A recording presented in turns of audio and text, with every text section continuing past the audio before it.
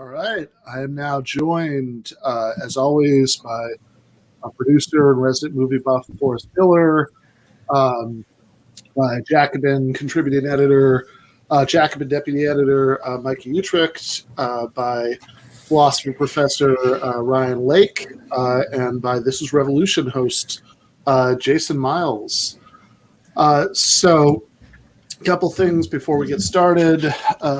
First of all, I did just want to make sure to include a short pitch, not for anything related to the show for once, but it just came out today. Was big news that Nathan Robinson was fired from his job as a columnist at The Guardian because he tweeted out a fairly mild joke about U.S. military support for Israel, it was like, every time there's a big bill, you have to include some more military support for Israel. It's the law. That was the joke, and that was enough apparently. And I know everybody. I know people often assume that publishing small left-wing magazines is immensely lucrative, but it really isn't. Hey, speak for yourself. I don't know what you're talking about. I gotta keep my voice down because my two roommates are here, but is he still doing a print edition of Current Affairs? He is, yeah. I have a copy of it in the other room. I can't hold it up as a prop, but he is doing that. So because this Guardian, Obviously, Jacobin makes so much money that Micah has the Scrooge McDuck, pool of gold coins to spin around in. But I mean, look at those fancy Christmas lights. Come on. You can't take him down because that's all he's got. But since this Guardian gig was a significant portion of Nathan's income, and I think that obviously somebody I consider a friend. He's also just immensely valuable, writer. I think he's one of the best polemicists in the contemporary left. So he deserves your support. So if you don't subscribe to Current Affairs, this would be a good day to do that. So that's just currentaffairs.org/subscribe. And yeah, they do have a nice glossy print edition, with actually, remarkably good graphics in it.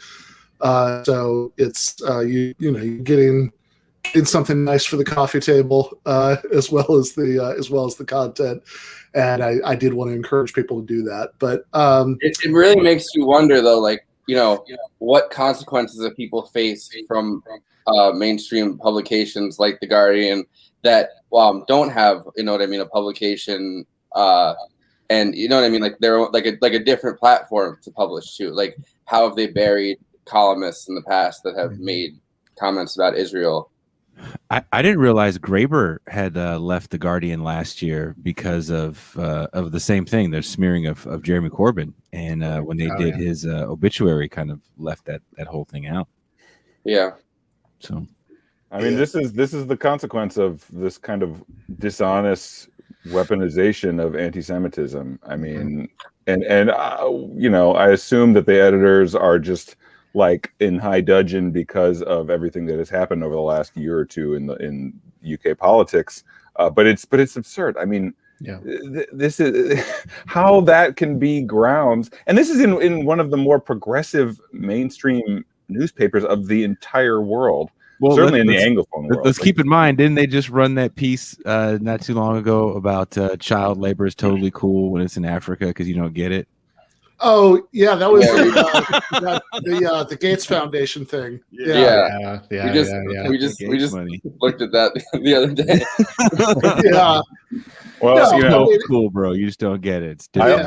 They also have those great columns they run that are like, "It happened to me," and it's like a guy. He's like, "It happened to me. I had an erection for 48 hours." I was like, "Why is this in one of the most important newspapers in the English-speaking world?" Don't think I read it though. I read the whole thing because you were sitting there going, "Word."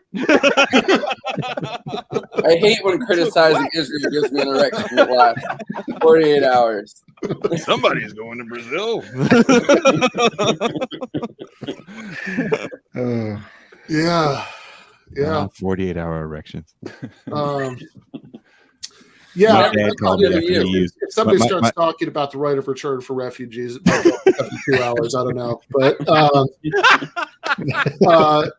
yeah, I mean, just like the idea that, I mean, Nathan Robinson of all people in the world is not an anti-Semite, for God's sake.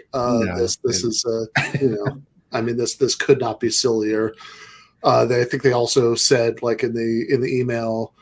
There's, from the main editor, it was reproduced in the article about this. They said, like, because the joke was, you have to include this, every time you do something, that's the law, and so they said it was fake news, which is, Yeah, that email that he posted inside of it was kind of crazy. The guy's like, it's not the law. You can't say it's the law. And it's not what it says. Which makes this a really good news day for people being really, really literal, because there was also that awesome thing from the Neera Tanden hearing, which has been going on since. So, people who aren't online enough to be cognizant of this. Joe Biden appointed Neera Tanden to be the head of the Office of Management and Budget, and which so Neera Tanden was the head of this think tank, the Center for American Progress, which sounds good. Progress. It's funded by various terrible people, and Michael Bloomberg and the United Arab Emirates, and etc. She has there was famously a leaked email where she suggested that Libya should have to pay for being bombed, with its oil money, after the topple of Gaddafi, and but mostly.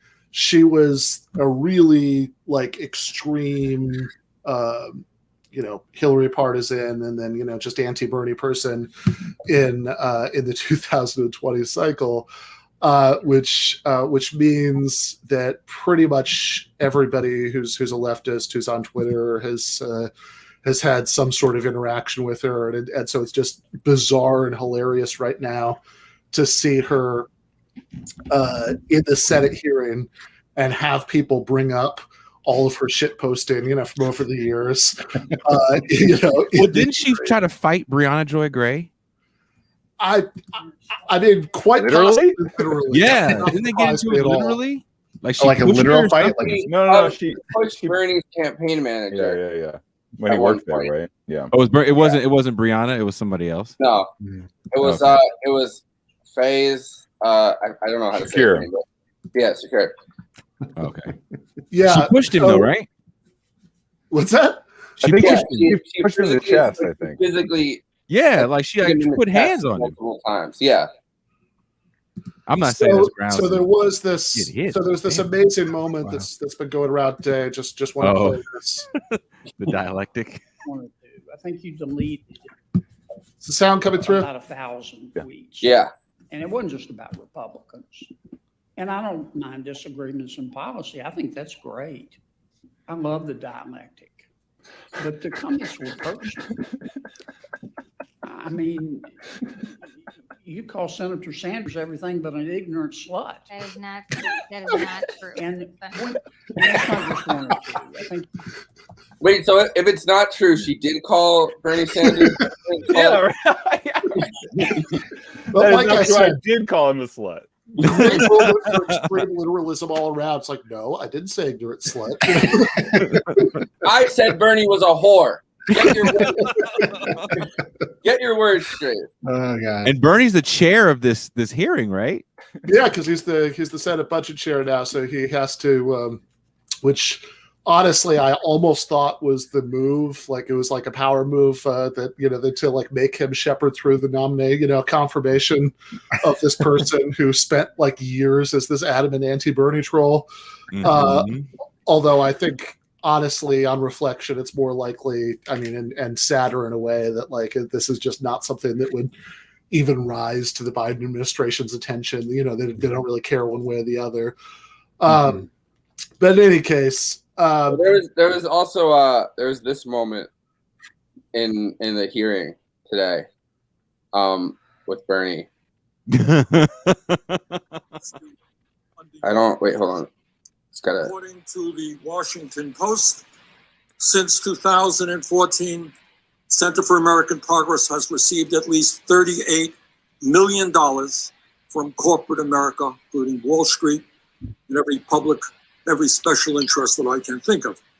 So before I vote on your nomination, it is important for me and members of this committee to know that those donations that you have secured at CAP will not influence your decision-making at the OMB, received under your leadership. According to the Washington Post, since 2000... Yeah. So he was... Yeah, I guess she's so mad. She's so fucking mad. Only Bernie Sanders would ask that question, honestly, because CAP is obviously the most important think tank for the entire Democratic Party, and he's out here, and they're just like slimy as hell, as Bernie is pointing out. But nobody else in the Democratic Party would ever say that, and Bernie just did it. Wow. Yeah, well, that is really good, because I was thinking that the entire hearing was just people asking her about Twitter. So it is good that somebody asked about that. Well, I mean, the thing is also that, like, it's good somebody asked about that, but obviously the Republicans, what they care about is that she's been mean to them on Twitter. Yeah, right. And what the Democrats care about is just shepherding her through, because you know like she's been their like point person for what, like 20 years, at least the Clinton wing of the Democratic Party. So there's people like Ted Cruz and Lindsey Graham and all them, like what they care about is that she said shit about them specifically on Twitter. Can I just say, I know we're saying that Neera Tanden has done worse things than what she does on Twitter, but one of my favorite moments involving Neera Tanden and Jacobin was that for some reason one day at like 4:10 in the morning, she tweeted about how, like, I can't find the tweet. She must have deleted it, so I'm probably going to get this partially wrong, but she was like, why is Jacobin opposed to a jobs guarantee?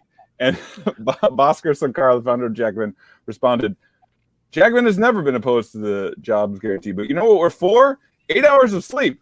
Neera, go to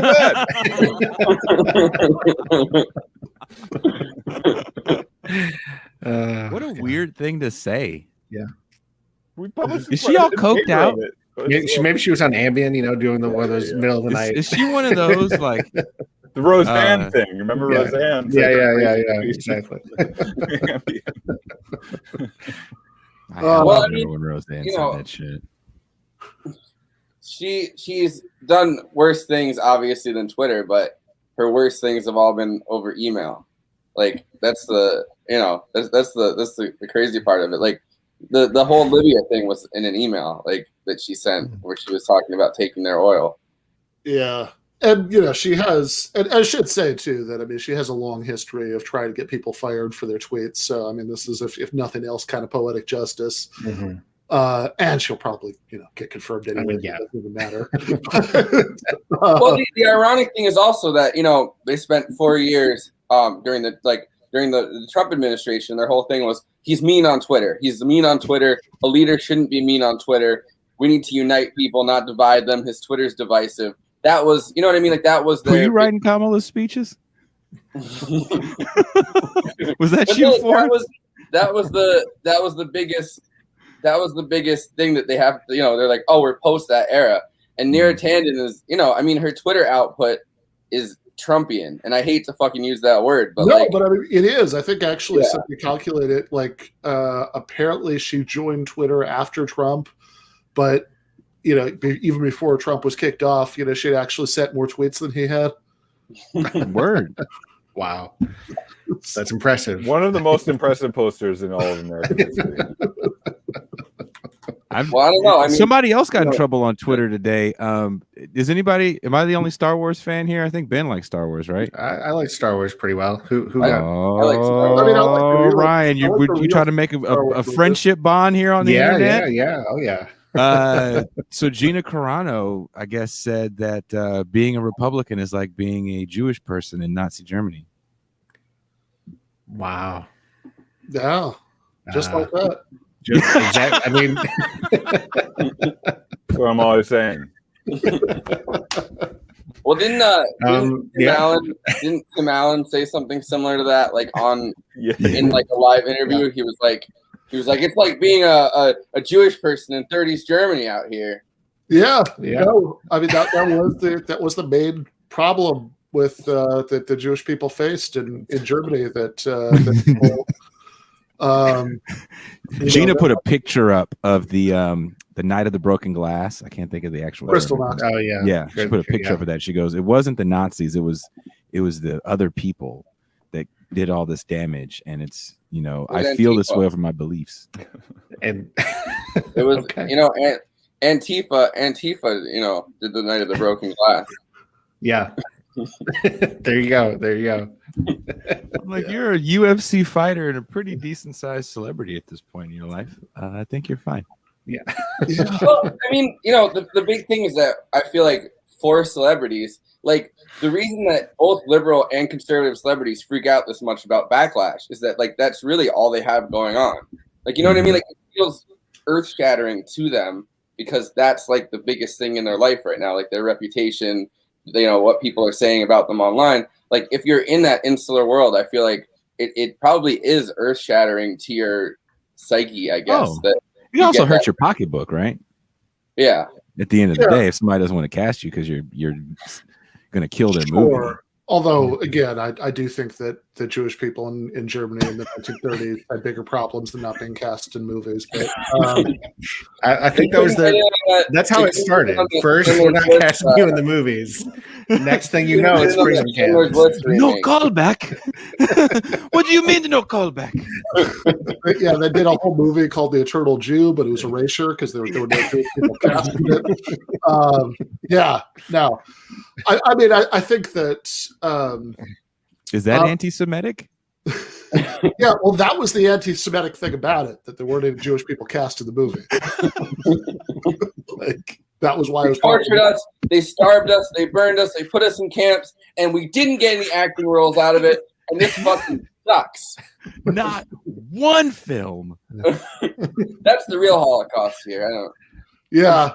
So anyway, I do want to switch gears and talk, of course, about. Am I gonna get canceled for that? Probably. Ben just lost so much tenure. Trust me, that's not a no tenure to lose for Ben. Yeah, no tenure to lose. That's yep.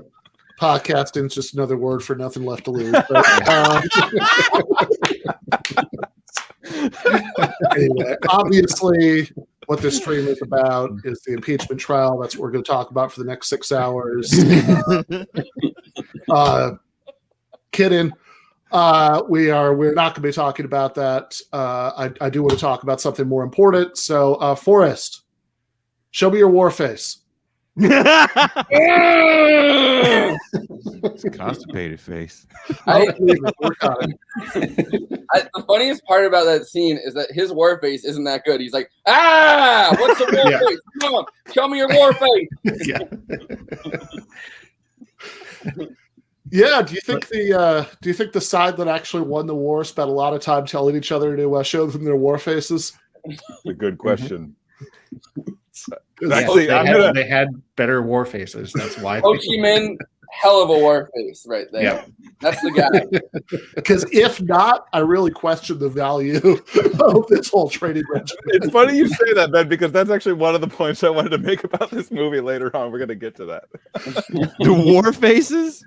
Well, that's what did it for you? We saw what one side did, and we saw it was very horrifying. And that side ended up getting murdered by like a 14-year-old sniper female teenage Vietnamese communist. So I don't know. Maybe we should see what the other side was up to. Well, maybe we should see what their training regimen was like. Exactly. Yeah. So the movie starts out, and actually it's kind of interesting because we watched Full Metal Jacket, which was made closer to the time that the Vietnam War was we watched Apocalypse Now, which was made closer to the time that the Vietnam War was actually going on.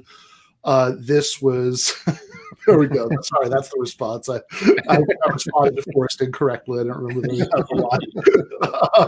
bullshit. You don't scare me. I feel like the commenters on these streams will not let us get away with any wrong facts about these movies. Yeah. These people, they know these movies front and back. Yeah, that seems right. So this was 1987. It was a little bit later, and yeah, I think that what Micah's kind of starting to raise there is interesting, and I want to get into this because I think that you could.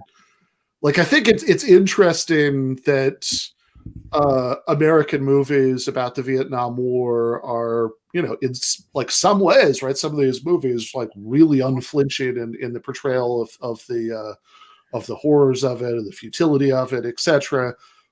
But you don't get much of like there's very little curiosity in most of them about the other side. No, it's the squad's eye view, right? That's what Torre once said. We were having a conversation about this. He goes, all these movies give you the squad's eye view of what war was like, opposed to some of the World War II films that preceded them. I guess starting with Apocalypse Now, and then you going into Platoon. Yeah. Now that you say 87, Ben. So I watched this when I was like 11. Yeah. With my dad. I don't know if you guys had dads like that when you would go to the local video store and you could pick a movie you wanted, but it didn't matter because you were going to see what they wanted. And it was always like shit like this or Rambo. So my youth is spent watching movies no child should be watching. So I was going back telling everybody they could suck a dick through a gulf. Hey, cocksucker. I don't know. Suck it through a hose. These are great insults to have in your arsenal, though, on the playground as an 11-year-old. Yeah. You're king, right? I'm gonna rip off your neck and shit down your throat. I'm gonna gouge out your eyeballs and skull fuck you. The horrible part is you have to back it up, though. Yeah, so I got fucked up enough. Start trying to turn them shits into jokes.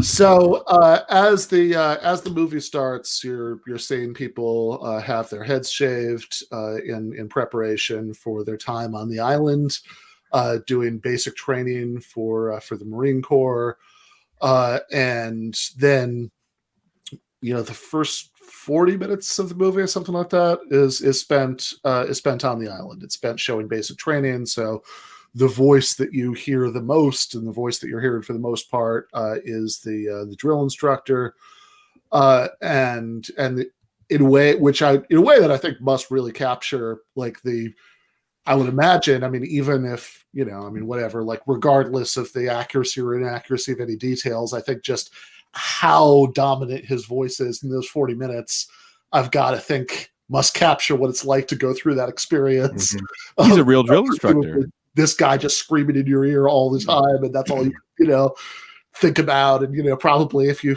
go to sleep long enough to have any dreams, it's probably in your dreams. He wasn't actually even the first drill instructor that they cast.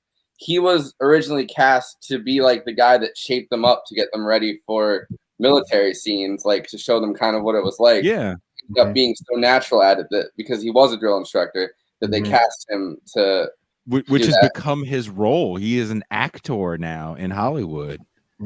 Was this his first role though? That's how you know I think this was his first role as an actor. I know he was like a consultant.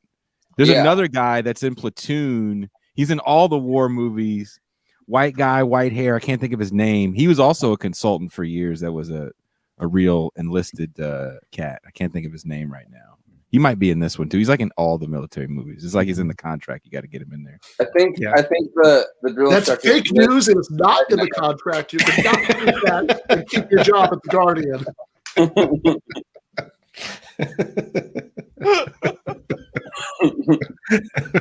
I hope Nate is a good sport.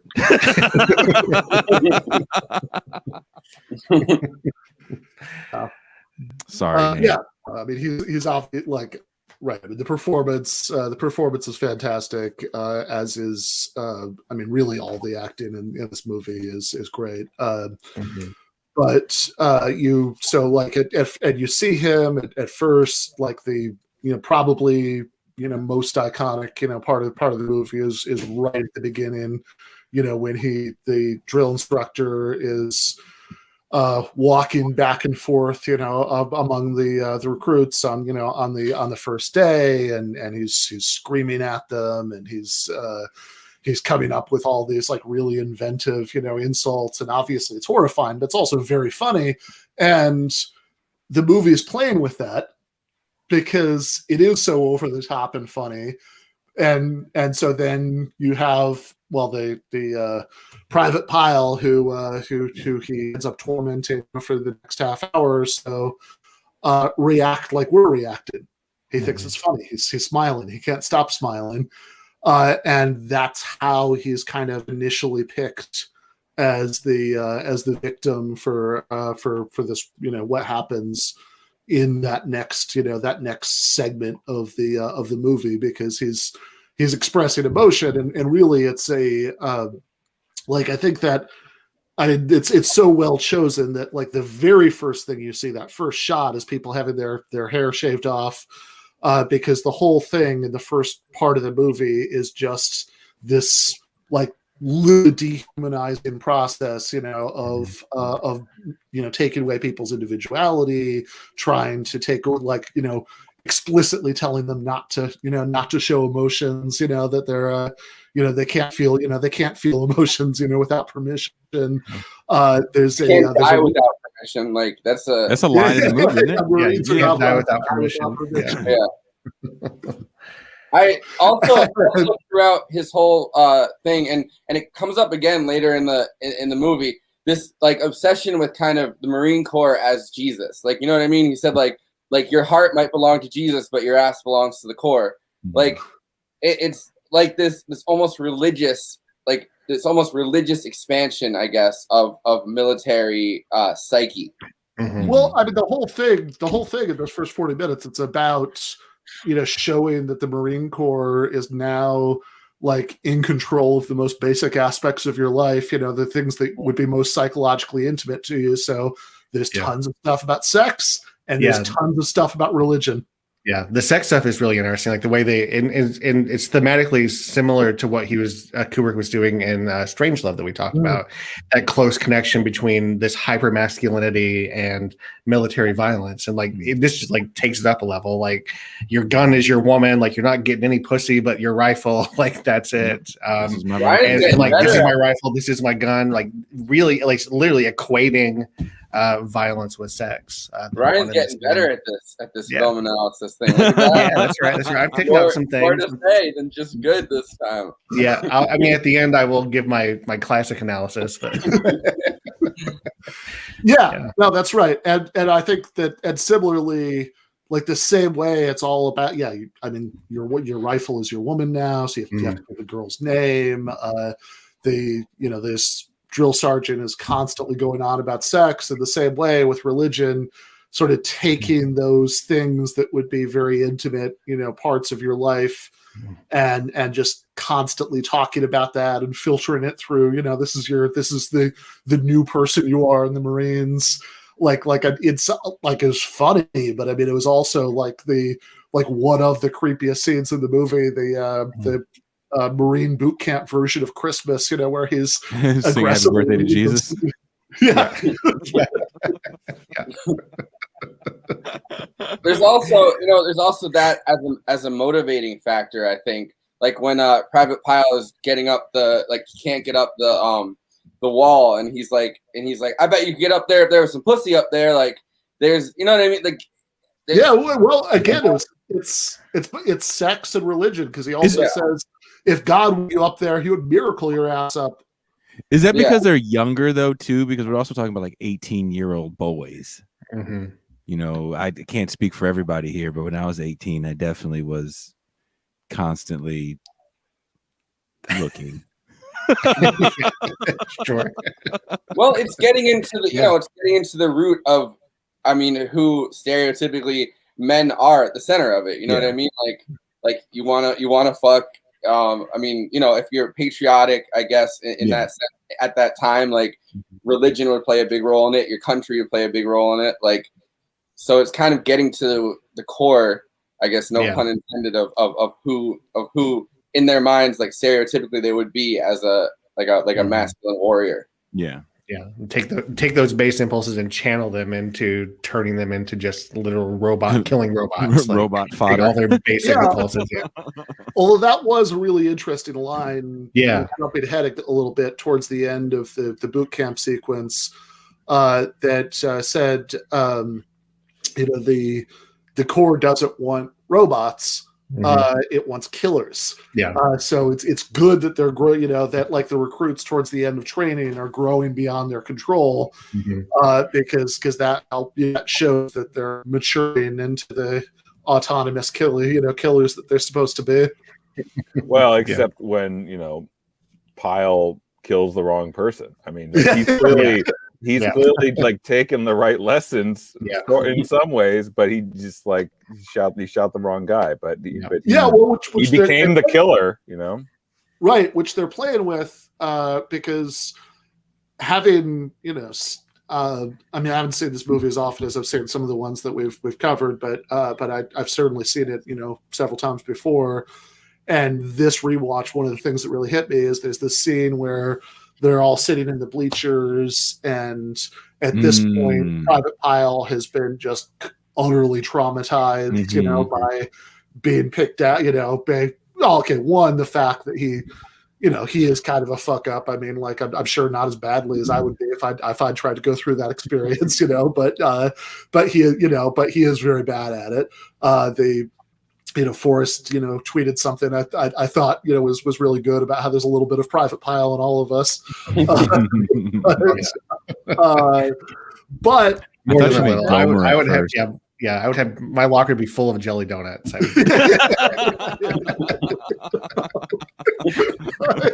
This ain't working, Sarge. No.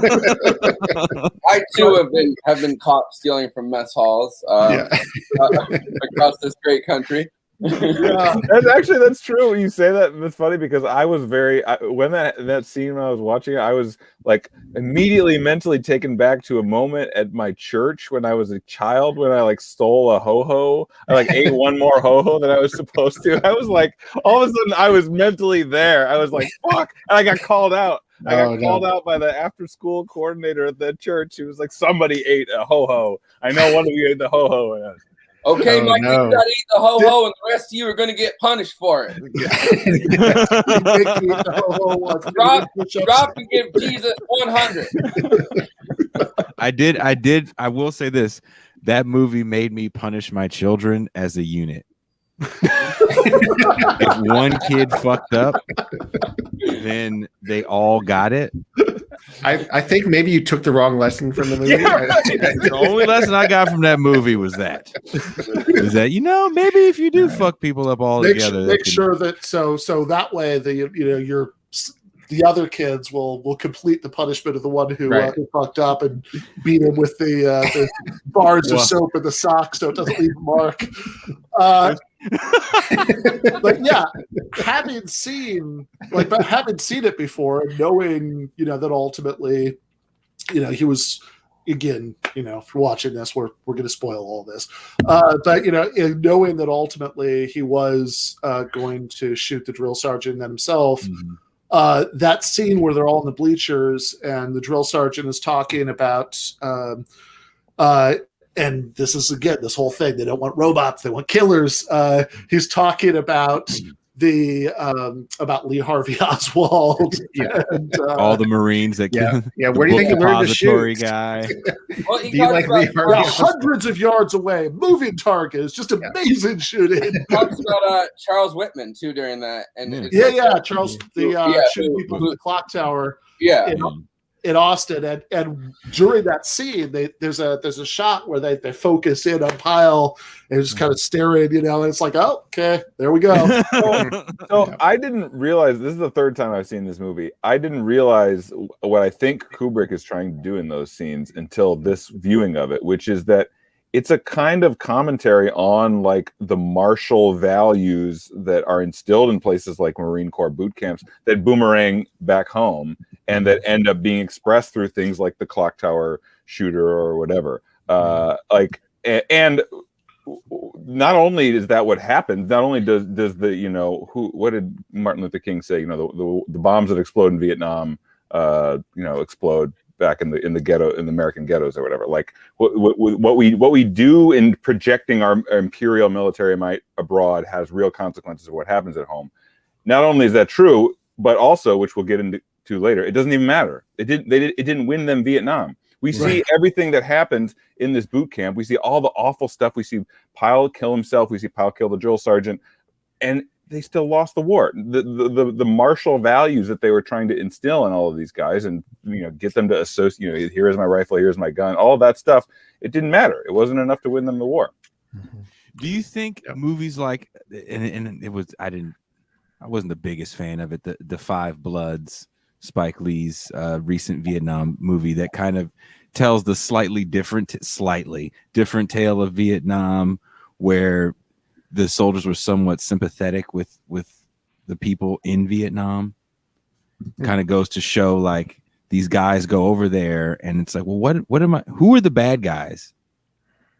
Right? Because that definitely kind of sort of becomes part of some of these movies, not all of them. Casualties of War definitely kind of shows that whole aspect of who are the bad guys. Am I really fighting? Well, Vietnam is kind of the first time that question's ever raised, right? Like, I mean, like it was raised during both world wars by people like Eugene Debs, who made the point about capital kind of pushing people into war, and but the actual question as a nation, I think, who are the bad guys in this situation? I think Vietnam really, at least in the 20th century, when we're kind of seen as like the world's biggest imperial power, it's really the first time that question gets raised on a mass scale, because we lost Vietnam, and on top of that, all these photos get released. The famous photo right after the 10th offensive of the guy getting assassinated by our supposed allies in the South Vietnamese. It's the first time we really ask ourselves that question.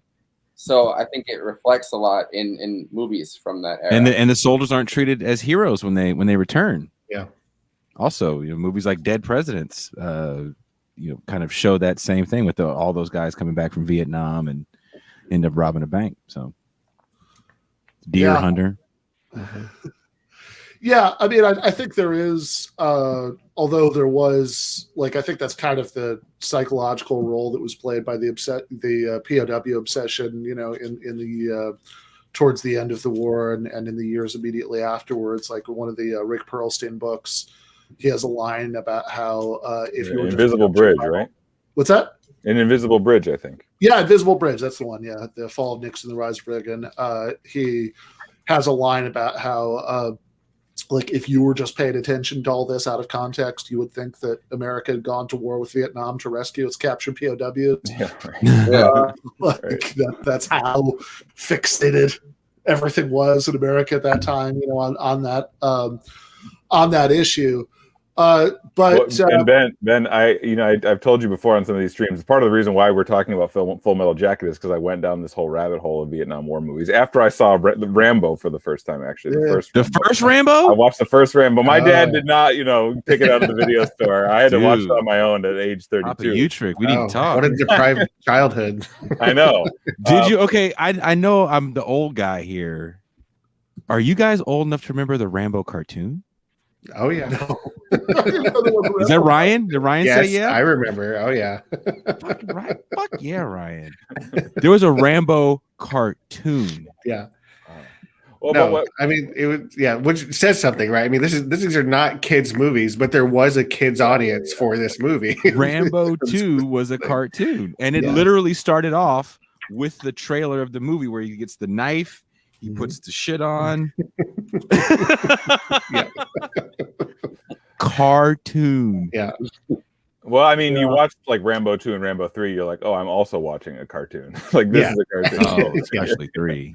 But what I was going to say is that I went down this whole rabbit hole of Vietnam War movies a couple months ago, and this is one of the ones I watched, was Full Metal Jacket. But I also watched like some real classic shitty reactionary Vietnam War movies, and one of them was Hotel Hanoi. Has anyone ever seen Hotel Hanoi?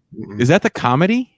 It is not. I mean, it's kind of a comedy and how absurd it is. It's just like John McCain gave a blurb for how great this movie was because it was depicting like Vietnamese, the Vietnamese holding American soldiers in Hotel Hanoi, which was this like famous prison, and it's so hilarious to watch the movie because like who's in it?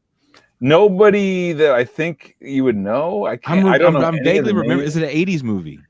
I think it was 80s, yeah. But like the whole upshot of it is that it's portraying these American POWs in North Vietnam and like showing them being tortured, and it's showing them the North Vietnamese trying to get them to talk and blah blah blah. And the sort of the climax of the movie is that the Americans have finally negotiated to release the POWs from Hotel Hanoi, and the Vietnamese commander is like talking to the lead American POW, and he's like, well, commander, I guess this is it. And the I forget the dialogue, but the sort of like, when the strings swell in the background is he's like, we won our war, like the American POW says we won because like he managed to like prevent the Vietnamese from making him talk, and he gets to deliver this line. It's like, even though we all know that the Americans lost the war, the Vietnamese, the American POWs in Vietnam, well, they won and they held out, and it's just all this way to like to launder the history of the war in Vietnam and like make Americans come out as either like the victims because they're this myth of the POW who was left in Vietnam, or the heroes for defeating their evil Vietnamese captors. Meanwhile, America was committing like some of the worst human rights atrocities in all of human history. Yeah, and literally a lot of the things that have something else Perlstein talks about in the book is that there are things that have kind of entered the collective cultural imagination as like as Vietnamese, as things people associate with POW camps that were literally just details of things that the South Vietnamese were doing exactly to Viet Cong prisoners. Yes. But they sounded really bad and they were really striking, so it just kind of got jumbled up. Like all the stuff about tiger cages and all that. That was all South Vietnam.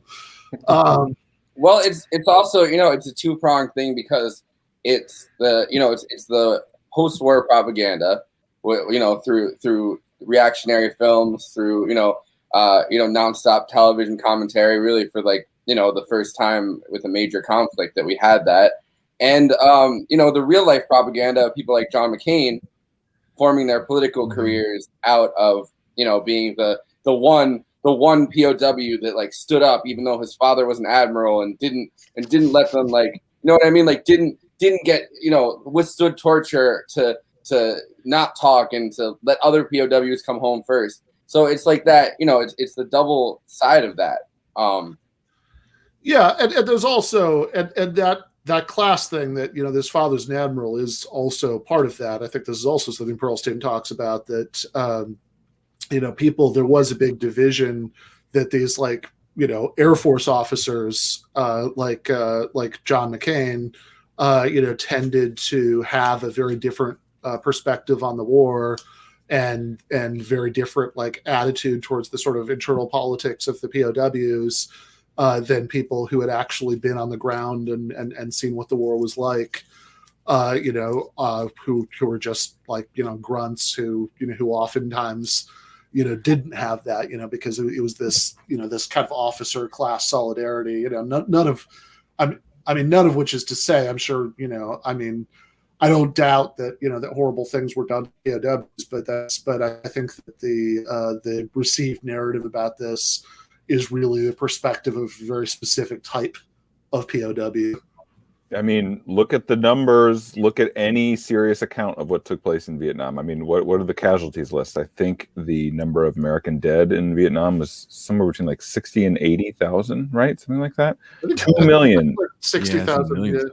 2 million Vietnamese killed. But you know, when you watch Rambo 2, isn't that like what he tells the sergeant when he goes back to Vietnam? He's like, "We're gonna win this time."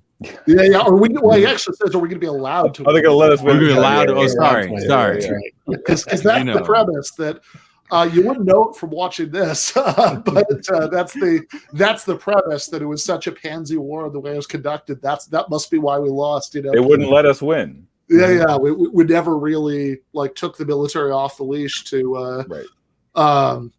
So which we should have killed 4 million instead of 2 million. We should have killed 8 million instead of 2. Duh. If they would have just cut Rambo loose, it would have been a whole Rambo and John Kreese. If you remember, in Rambo 2 is where we first see John Kreese from the Karate Kid movies. Oh yeah, that's right. That's right. But he doesn't. Yeah. I mean, he's got definitely got different. Which is funny too.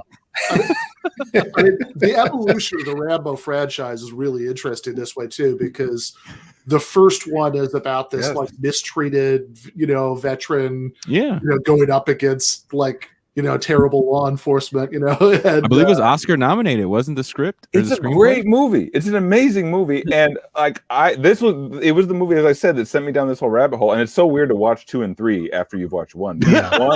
One is so nuanced, and it's based off the book. Well, that's right. It's based off and a real person.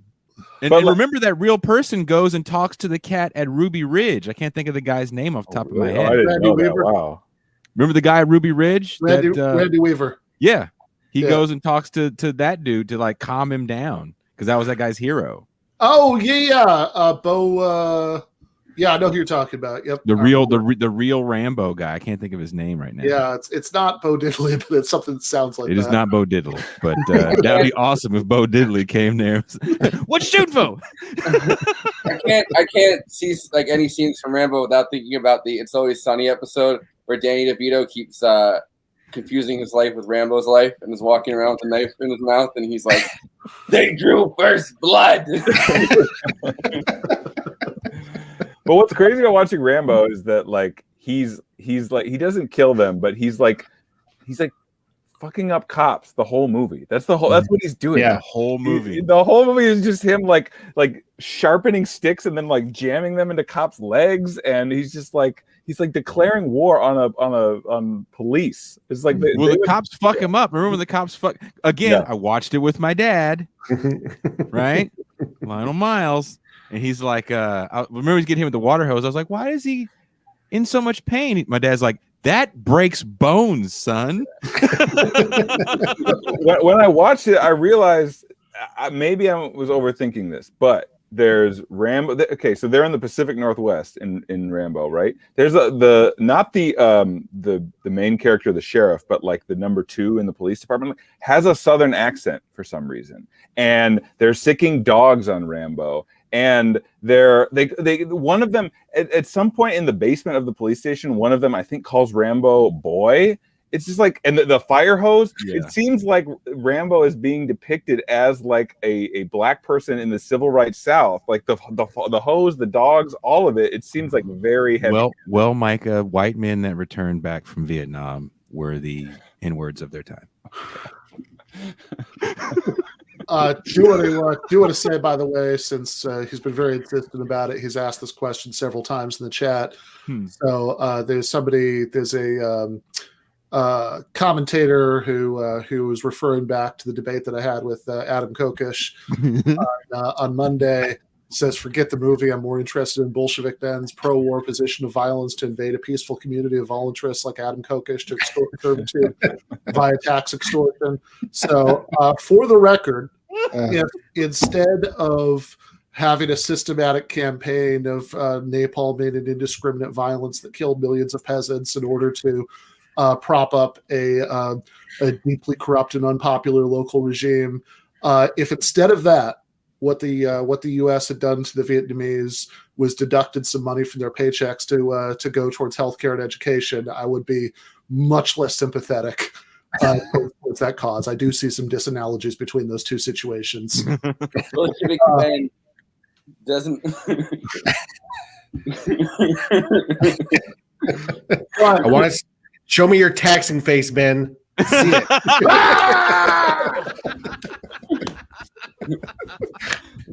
Let me see your tax. Bullshit. I'm not going to pay. You know, it's funny. Micah made that comment about Rambo because I totally forgot that it's not Brian Dennehy. I forget the actor's name that plays the main cop, but he does have a Southern accent, and it's supposed to take place in Portland, I believe, right?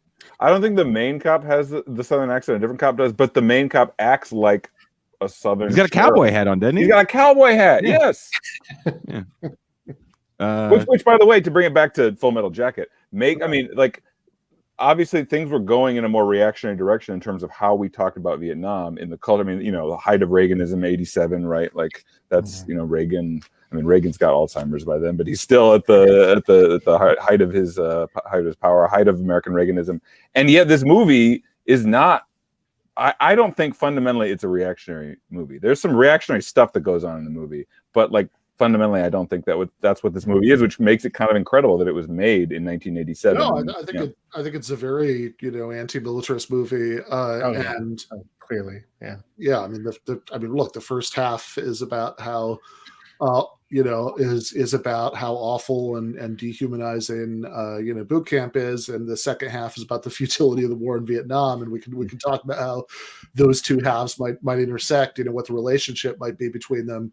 But and I should say also before we finish talking about the first half, that one really interesting thing that struck me this time is that it's not at all clear that with screaming at Private Pile and having people beat him up and all this stuff was actually effective. It seemed like what ultimately worked was having Private Joker, just sort of compassionately, patiently explain things to him and help him through it. Just be kind. Yeah. Yep. So even on its own terms, this doesn't seem like a good way to do it. But unless you think, and again, this one way of seeing the connection between the first half and the second half, it is all about, turning people, as they say, into killers. That it's not so much that you have to do this to get the skills, involved in fighting, being an effective Marine that way. It's that you have to do this to get to the point where you'll, pull the trigger with no problem, or at least that's the hope. Yeah, it's dehumanization. You know what I mean? And some people become dehumanized much faster than other people, and some people don't make it through that. You know what I mean? I think Private Pile killing the drill instructor is showing that some people just, they break. They don't make it through the dehumanization process. They take people out with them. It's incredibly destructive. And, you're turning somebody into a killer. And they're valorizing, as you said, Charles Whitman and Lee Harvey Oswald, these people that went basically, completely off, any pro-military formation of things. In fact, killing people literally involved with our imperial state. It's valorizing that and then expecting that that's going to still, people are going to get the message you want out of that and then become killers. Some people just break before that point. Mm-hmm. Yeah, they are trying to break them, all of them. It's just some people break in the wrong way, right? Yeah, yeah. Would you guys agree though? I mean, Micah went down the rabbit hole of Vietnam films, and it's definitely, I wouldn't say a rabbit hole. That was just my life as a preteen, watching all those movies. Wouldn't you say that the vast majority of them were anti-war movies, kind of climaxing with Tom Cruise in Born on the 4th of July? Yeah, I watched that one too recently. Well, they're almost all of them, with the exception of the Hanoi Hilton type stuff, which is just empty propaganda, or Rambo 3. But there's no way if you're being honest that you can spin what happened in Vietnam in some kind of rosy way. I mean, it was a defeat by a mostly peasant country of the most powerful imperial hegemon in all of human history. You can only spin that so many ways. But the way that they're anti-war, I mean, even Platoon, which is a great movie, but it's it's anti-war from the perspective of the soldiers. Same thing with the squad's eye view. Yeah. And I'm not against having movies like that exist, but all of them are sort of dancing around this very basic fact that the U.S. got its ass whipped by a bunch of peasants. Did you? Astonishing. Did you watch? I think it's called Heaven and Earth. I've never seen Heaven and Earth. Where it's about a Tommy Lee Jones takes a woman from Vietnam home and marries her. Is that's another of what's his name, Oliver Stone movies, right? It's like part of the Vietnam trilogy. It's he did Platoon, Born on the 4th of July, and Heaven and Earth. That's the one. I think it's called Heaven and Earth. I could be wrong. I hope it's called Heaven and Earth because someone's going to correct me on the chat. That was one of the more interesting ones in that whole like taking the war home. Mm-hmm. Like literally, a lot of guys took the war home. Mm-hmm. I know people that are here.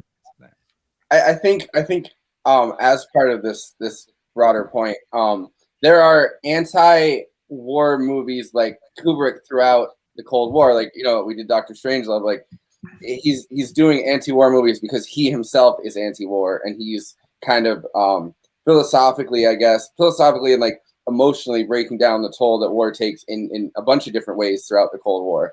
And then there's specifically anti-Vietnam films that are kind of doing the Chomsky manufacturing consent, criticism, where it's like, it's not about being an anti-war film as much as it's about containment and containing what are criticisms of American empire in response to this very specific war and this very specific style of fighting.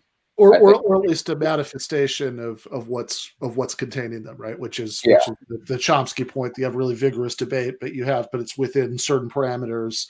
Yeah. So this is this is probably the nerdiest thing I've ever said on here that wasn't about philosophy, but like I think the most interesting critique, the most interesting anti-Iraq war thing that was made in American culture was the third season of Battlestar Galactica, because in there, it was supposed to. I mean, obviously, it was the humans being occupied by the Cylons. It wasn't called Iraq, but it was.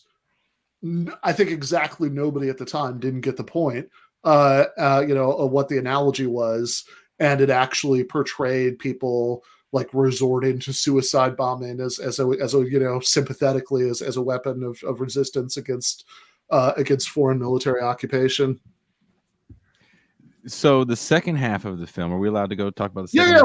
Let's talk about the second half. This is the second half of the movie. I'm seeing a lot of people in the chat kind of critique the second half, and this is just my opinion. It was so anticlimactic because that first half, they do an amazing job of drawing you in to the lives of these cadets. Mm-hmm. And once he kills himself, you could have called that movie right there. Yeah, I was thinking that too. Yeah. Yeah. It does feel like it. I will say, like, one thing that was striking to me. So I hadn't seen this movie since I was a kid, and my dad got it from the video store. So rewatching it, like, pretty much the only thing I remember was like the first 40 minutes. Like I barely remember. Like that was all vivid. Like a lot of I remember this, and then like the rest of it, like I didn't remember. Very little of that stuck out in my mind from watching that as a kid. I will say though, I that last like 20 minutes, like with the sniper, God, that is harrowing, intense. That is good. Like that just amazing filmmaking, if nothing else. So I think like the second half is like the Vietnam half of the movie is essentially a pretty good movie. It's just not as good as the first half. So it suffers by like, I get why people in the chat have that reaction. I mean, I think the first couple times I've watched it, I was like, wait a second, why is this even the same movie? Like, why don't you just call it, after the end of the boot camp half? But it is a good movie, and I think it's related to the first half in interesting ways, even if as a film, we could argue about whether they really should have. Well, that's where Two Live Crew gets their famous sample from. I have to say, when I realized that when I was watching the movie, that put me in a real dark. I paused the movie. I was like really bummed out. They got it from that. I mean, I did not in an excited way. I was like, this is where Two Live Crew got like this depiction of whenever we know what it is. It's just it was a bummer. Yeah. I mean, not that Two Live Crew is. I looked up to Two Live Crew. I'm like, damn, Two Live Crew. I'm another hero shattered. Exactly. Your I shit's looked up ruined to now. Your mentions in the fucking Jacobin chat are ruined now. Done. Two Live Crew is pro-imperial propaganda. Yeah. I mean, sexual violence, the sexual objectification of these women as part of the imperial conquest. I mean, I find it very deeply disturbing, honestly. I mean, and that's my least favorite part of the movie for sure. It is interesting because you see 3 of these very young, Vietnamese girls in the second half of the movie. And the third one is the one who's wasting all of them. Good point. In the last sequence, so I think it is a really interesting progression. But the second half of the movie is about these people who are journalists. They're not in Saigon, but they're in some Vietnamese city where they're going to Hue, right? Okay, there was the big battle in Hue in 1968. Yeah. So. But the point is, they're in the city. This is not someplace that normally fighting would take place, and they're doing journalism. There's a scene. I mean just the stupid thing that was running through my head during the scene where they're going through pitching all the stories, is that they was that I was trying to imagine the one time I was ever in a conference call about this because had to figure out something I was writing was over Zoom, but I was trying to imagine the Jacobin version of the meeting for Stars and Stripes to decide all the stories and how they were going to be pitched and what the slant was going to be. Well, what's very funny during that scene is that they're talking about Tet, and they're like, they're like, where should we be worried about this? Whatever. Here, and some members like, no, Tet offense. That's going to be fine. Tet's going to be great. It's just going to be a new year. We're going to be chilling. And of course, that's not exactly what happened during. Right. So this is the whole thing, that they're far from the fighting. They're writing about it. They're making stuff up. They're spending. Like these people are very like the transition from boot camp. Everybody's heads are shaved. Everybody's being brutalized, to this life that they're having as military journalists. With like haggling with Vietnamese prostitutes and talking about what stories they're going to run, and kind of taunting each other about whether they've actually seen real action or not or want to. But the point is, they're far from the front, and then the front comes to them. And there's an essay that I was thinking about. It's by Hal Draper, who's a late 20th century American socialist. It's called The ABC of National Liberation Movements. And he's got this line in there where he says, he's talking about what the significance was of the Tet Offensive, which, remember, I mean, in the moment, was a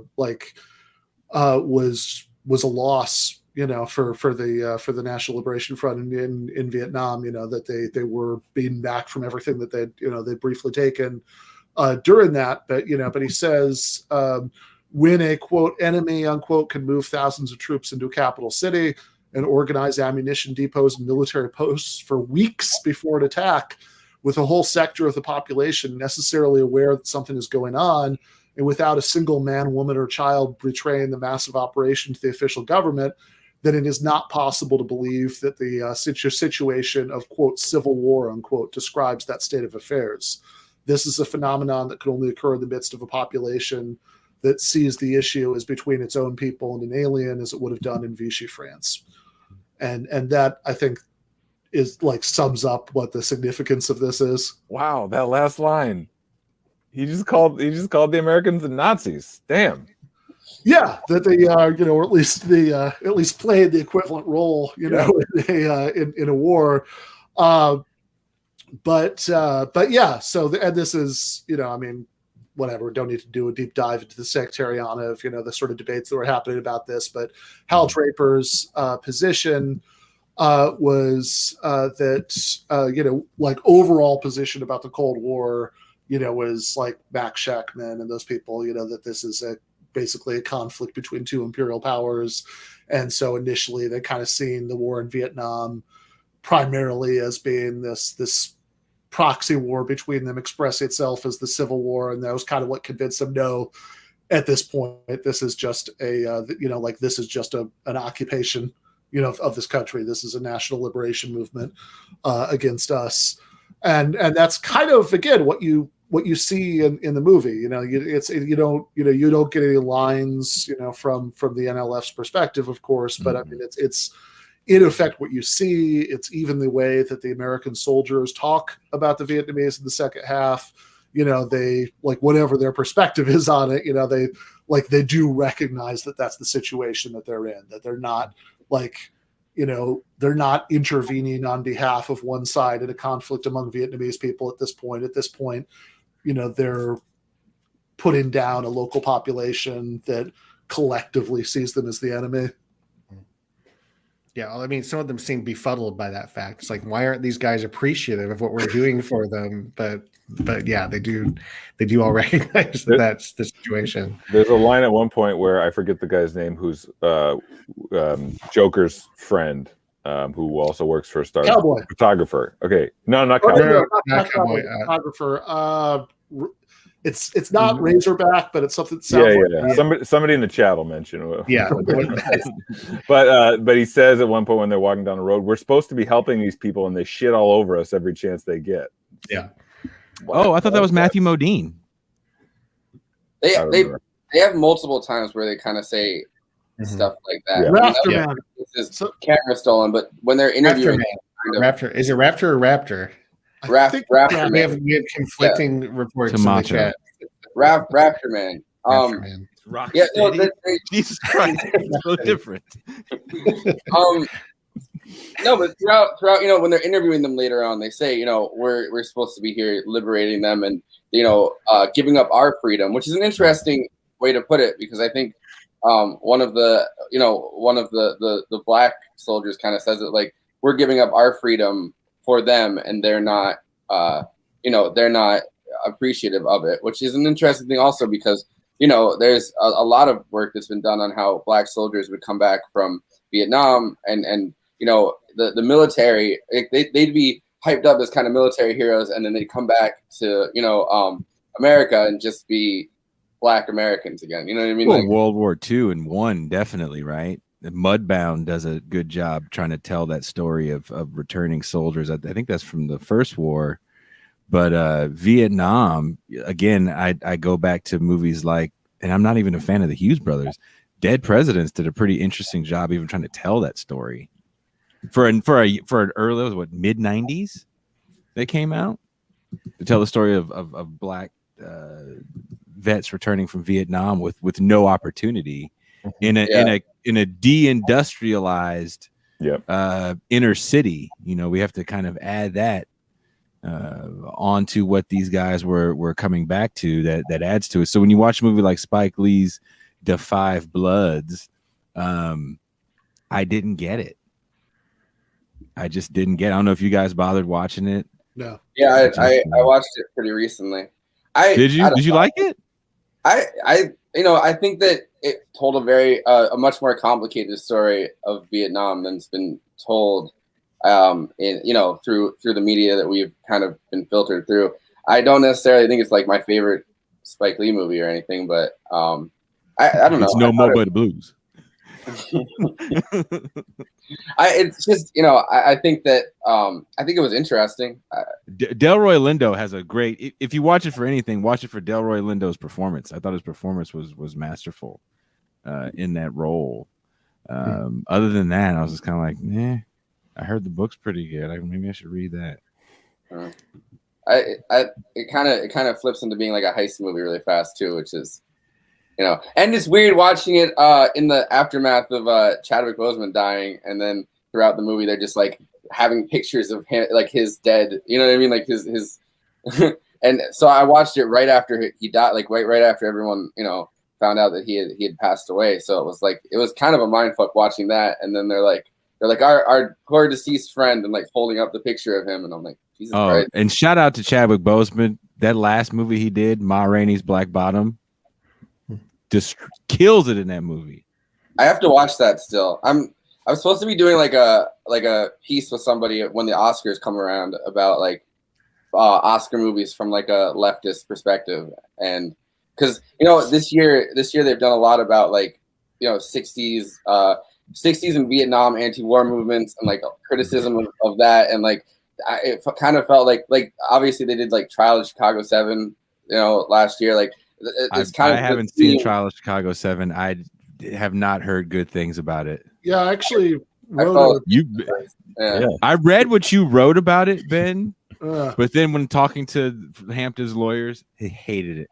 Well, I can understand. I mean, look, it's I think it's up until the end where it gets completely silly. It's it's a pretty decent movie. The politics of it are terrible. It's like better than it has any right to be. Exactly. Yeah. Well, it is. I mean, I think you touched on this in your review, Ben, but it's like the classic Aaron Sorkin, liberal, like the procedure of it over everything. So it's like these really interesting moments of like actual defiance that happened, during the anti-war movement, and then Aaron Sorkin's like, but let's check in on the courtroom and what the judge was doing and the lawyers, and you love this stuff. Yeah, Law and Ordered it. At the point where it gets this takes us back to the subject, because the point where it gets silliest, and I mean the overall thing is just, again, as Micah said, it's a much better movie than it has any right to be in many ways. I think it's I think it's pretty decent as it's going on, except that Sorkin just cannot, to save his life, wrap his head around the idea that anybody is to the left of like I don't know, maybe like Elizabeth Warren kind of Democrat, that's the most left-wing thing he can conceive actually existing. So if you are to the left of that, or you seem to be the left of it, either you are a completely ridiculous clown, like Jared Rubin is in the movie, or you are secretly just an Elizabeth Warren Democrat, like Abby Hoffman is in the movie. Wow. And really? The way that he sort of fits the Panthers into that is that that's okay, because that's different, because he kind of gets that racism is a serious thing, so that's also all he can have them talk about. And even there, it's very sympathetic, because there's a suggestion that the Panthers are talking about something really heavy that the white radicals can't understand. But it's also kind of cartoonish. Like, I'm pretty sure that members of the Black Panther Party didn't actually dress like that, with the leather jackets, the sunglasses, and the beret every minute of every day. Like if they're going to. How would we know that they were Black Panthers? And when they're used as props in a Aaron Sorkin film. I think they did have other kinds of clothes. I'm getting milk, motherfucker. And then where the movie again takes us back to the subject, so cool. where the movie gets completely falls off the rails. I'm going to, I'll go ahead and spoil the Trial of Chicago 7 here. Where it goes completely off the rails is the very end, when they have the big stunt at the end being that the defendants read off all the names of, mark this, the Americans who died in Vietnam, which, if you know absolutely anything about these people, Jared Rubin, Abby Hoffman, all of them, they would not have just, read off the names of the Americans. And so that part, again, gets the politics importantly wrong. In fact, I think in the real version of that scene, they'd laid out a NLF flag, on the table in the courtroom.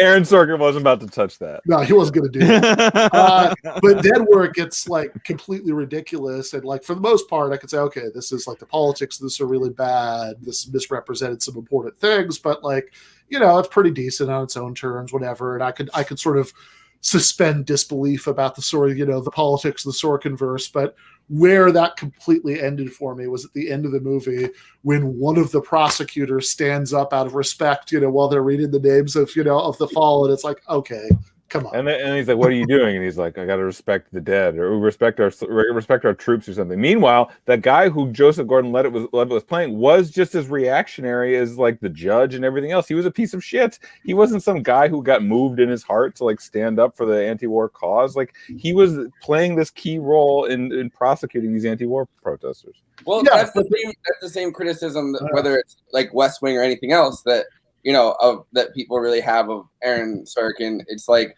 his versions of just Republicans, like generic Republicans, are like, these are the principled Republicans that we as Democrats would want to face off against.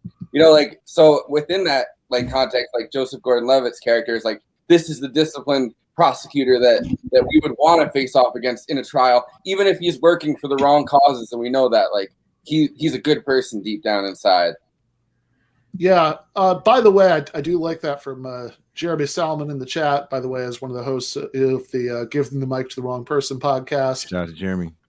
Mentions that that there were actually, I think not just one, I think there were a few at the riot at the Capitol on January 6th, South Vietnamese flags being waved, which I think does speak to something about the limits of the way, people often talk about that, because there's this sort of a lot of progressives have this fixation with seeing that kind of extreme right-wing politics in the single issue frame of this is white supremacism and that's what it's about and that's the issue, and without denying that there's some like off the charts racism going on, and certainly elements of the groups that we saw at the Capitol. That's not all that's going on, and in fact, there was a whole little wing of Vietnamese people at the protest. The most famous Vietnamese restaurant in Chicago, Tank Noodle. The owners were, after the riot happened, were revealed to have gone to the Capitol and like participated in the riot while they were there. Oh, to stop the steal? Yeah. Yeah. I mean, look, there are extreme right wingers in all sorts of different cultures. It's the more you know. Well, there's like a big, I was thinking about this earlier because I've been, like right in order. Obviously, I've been reading the yes, he would listening to the Rick Perlstein books, like like slowly at least. There's a lot of like, there's that guy that resigned that was like working for the Reagan and Bush administrations. He like left the Republican Party today and was like, I can no longer stand here and watch my party turn into this or something. So he left the Republican Party. And after reading all the stuff about like the John Birch Society, like the heavy anti-communist aspect of it, like we touched on that during the Dr. Strangelove stream too.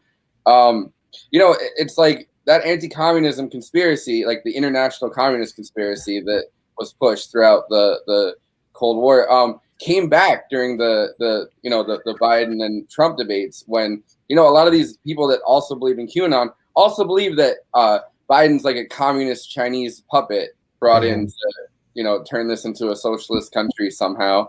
So like there's thinking.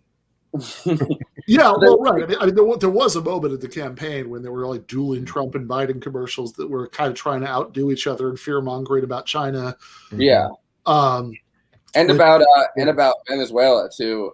And it's there's a like they both said that they were soft on Venezuela, and they're both like, oh, these guys love Maduro over here. Yeah, which goes to the point, about how it's not as simple as just, like, not that there aren't, racial politics at work here too, but I mean, like, it's if you see this purely through that frame of white supremacism, you're going to miss a lot. That, like, in those ads, I mean, in the China ads, they were just trying to appeal to regular Americans who are afraid of China, culturally mainstream, Anglo-Americans. But in the Maduro ones, right? I mean, they're trying to appeal to very right-wing populations of Latin American immigrants, living in Florida, as they try to win that swing state. So again, like, you just have if all you can see in this kind of movement is just, oh, this is the cultural resentment of a certain kind of white American, like I think that you're not like completely wrong, but I also think that you're missing the boat on a lot of other stuff. You know, it's interesting that you bring up the Vietnam stuff, Micah, because are you old enough to remember the Wonder Years? I mean, I'm aware of the Wonder Years. I can't say I watched it very God much. damn, how young are you? Were you born in like Well, that Ryan watched the Wonder Years. You said you were born in the 90s? Yeah, no, 87. Oh shit. Okay. That explains it. Thank you. Yeah. The Wonder, like, how do you guys take the Wonder Years as like anti-Vietnam? Because that was like was for the first few seasons. I'd only watched it for like the first few seasons. I know Vietnam played a pretty important role in that film, really? Or in that show. I don't. I haven't watched that show in so long. All I really remember is that Wendy Cooper's brother dies in Vietnam,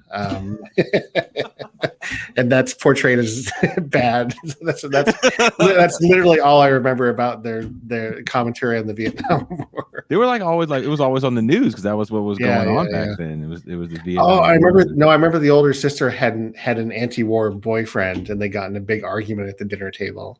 Well, that's the thing about the older sister. Olivia Diabo was the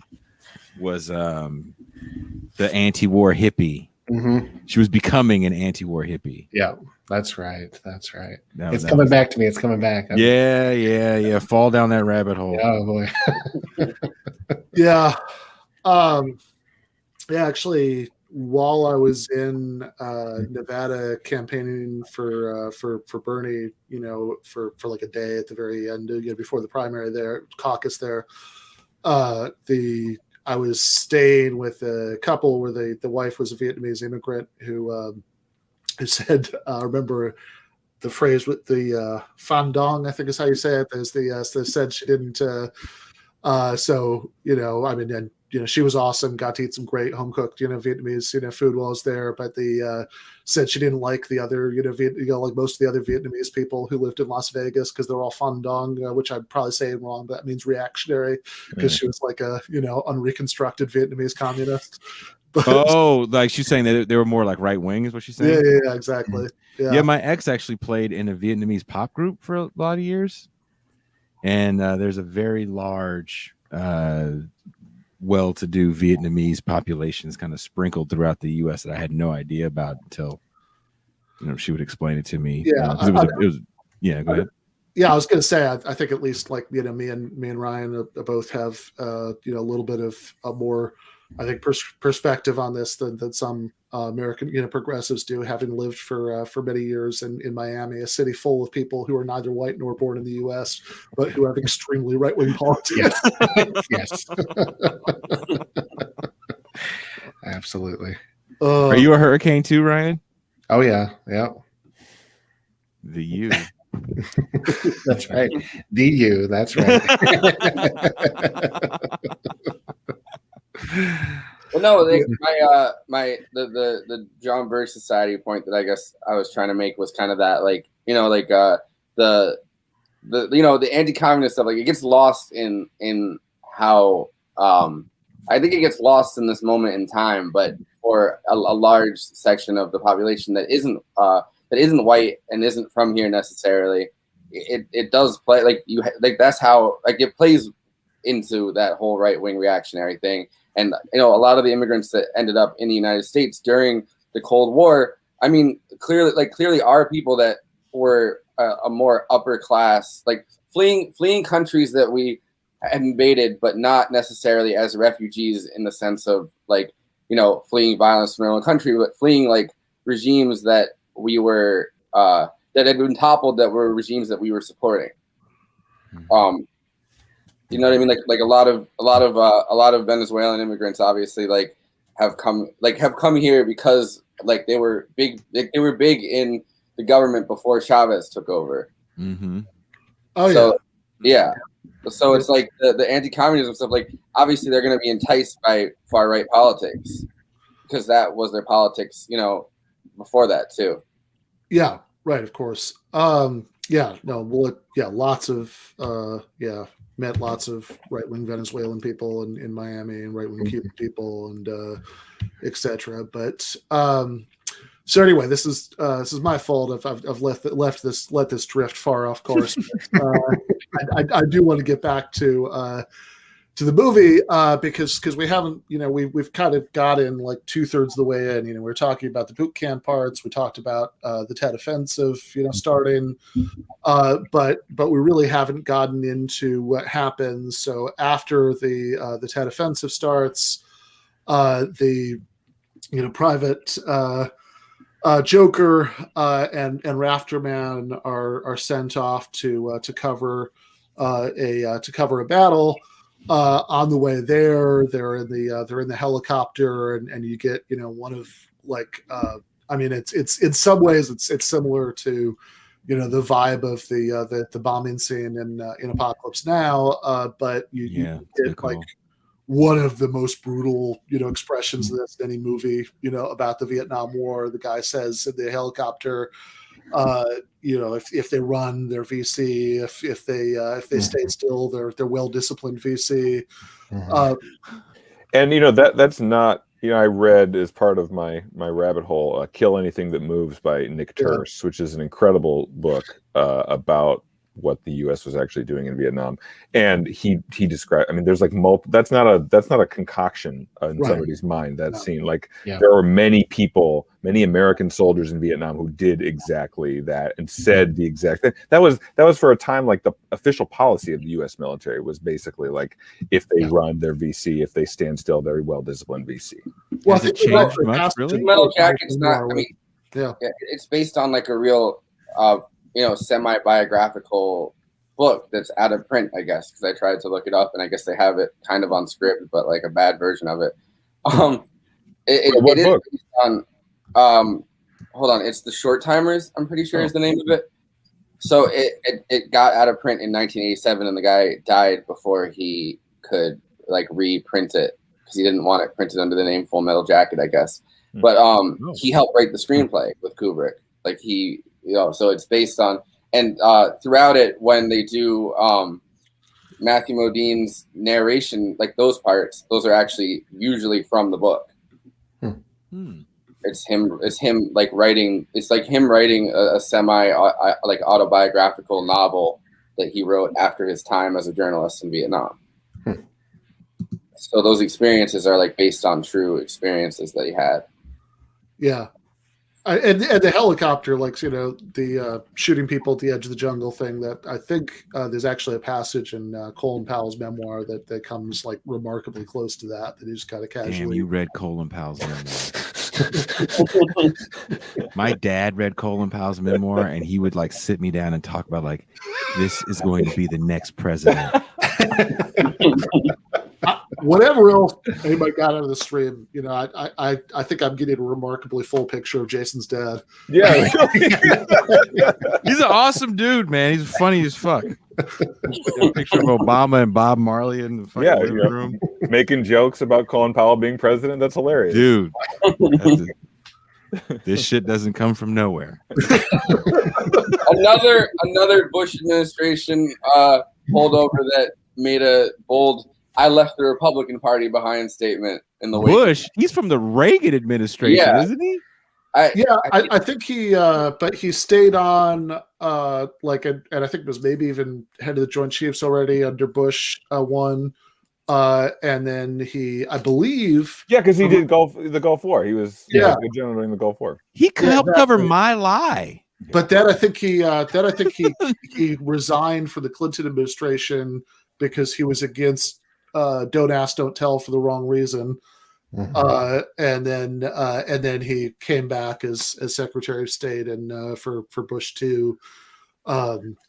Waved around the anthrax at the UN, had that, which was like one of the most like surreal, like, I mean, whatever. I have been wrong about tons of shit in my life, but since I was right about this, I like really like bitterly remember like many, like I remember being in actually in high school when I'm I'm considerably older than Micah. I was in Poor Micah. I was in high 33. school. I'm not like a Zoomer. I don't know what you guys are talking about. I'm going bald here. I'm not a young spring chicken. Like, what? I mean, I'm going bald, and I'm younger than you. So, Oh damn! I would hug both of you guys right now. look at Are you afraid to shave your head, Micah? Because people might think you're a skinhead. Well, never mind. Yes, yes, I am. Damn.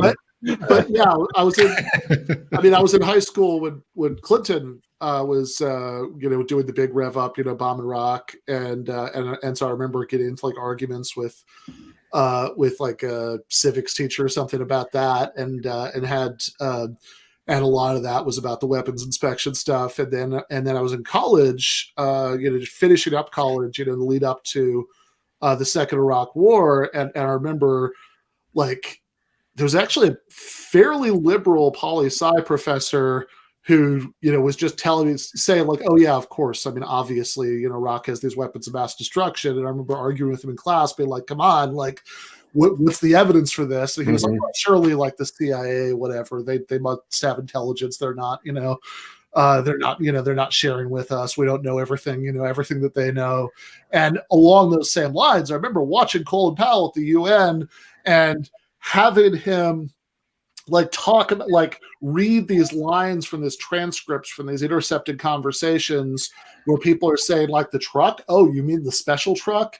And he's just presenting it as if the only possible interpretation of the special truck is a mobile chemical weapons lab. And I just watched that thinking, really? Like, because I think like that's a hell of a leap, that somebody in a transcript said the special truck, so therefore they must mean a mobile chemical weapons lab that's evading. That's what I mean every time I say the special truck. Just there was a weird collective insanity there. I remember watching with my brother at the time too. Yeah, and we were both just like, "What is this? Where this?" Like just showing these satellite photos, like obviously this is a chemical weapons laboratory, and it's like, what is it? That's now, would you say that's how's similar that to what we're obvious? seeing Like, right now, though, with China too, right? No. What's that? Would you say that's similar to what we're seeing right now with China too? Yeah, I mean, I think that there's a. Yeah, I mean, I think that a little bit. I mean, it depends what you mean. Like, I think that I remember.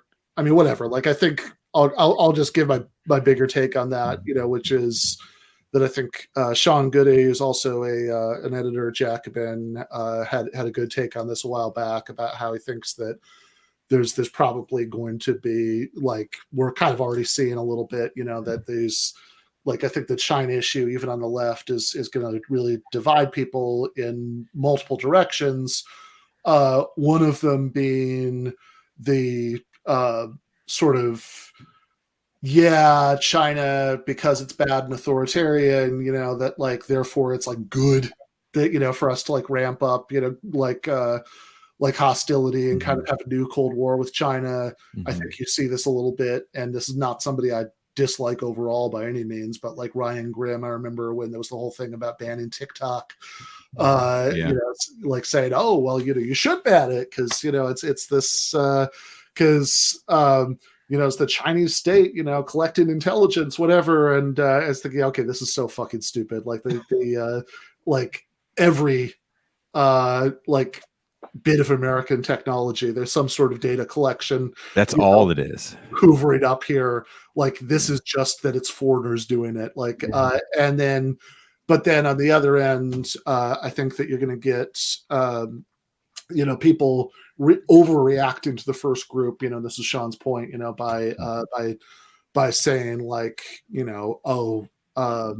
anybody who acknowledges any sort of atrocity being committed by the Chinese government as something that's really happening is like a warmonger, and just to resist that, you just have to like think that China is great, and whatever the socialism with Chinese characteristics, is wonderful.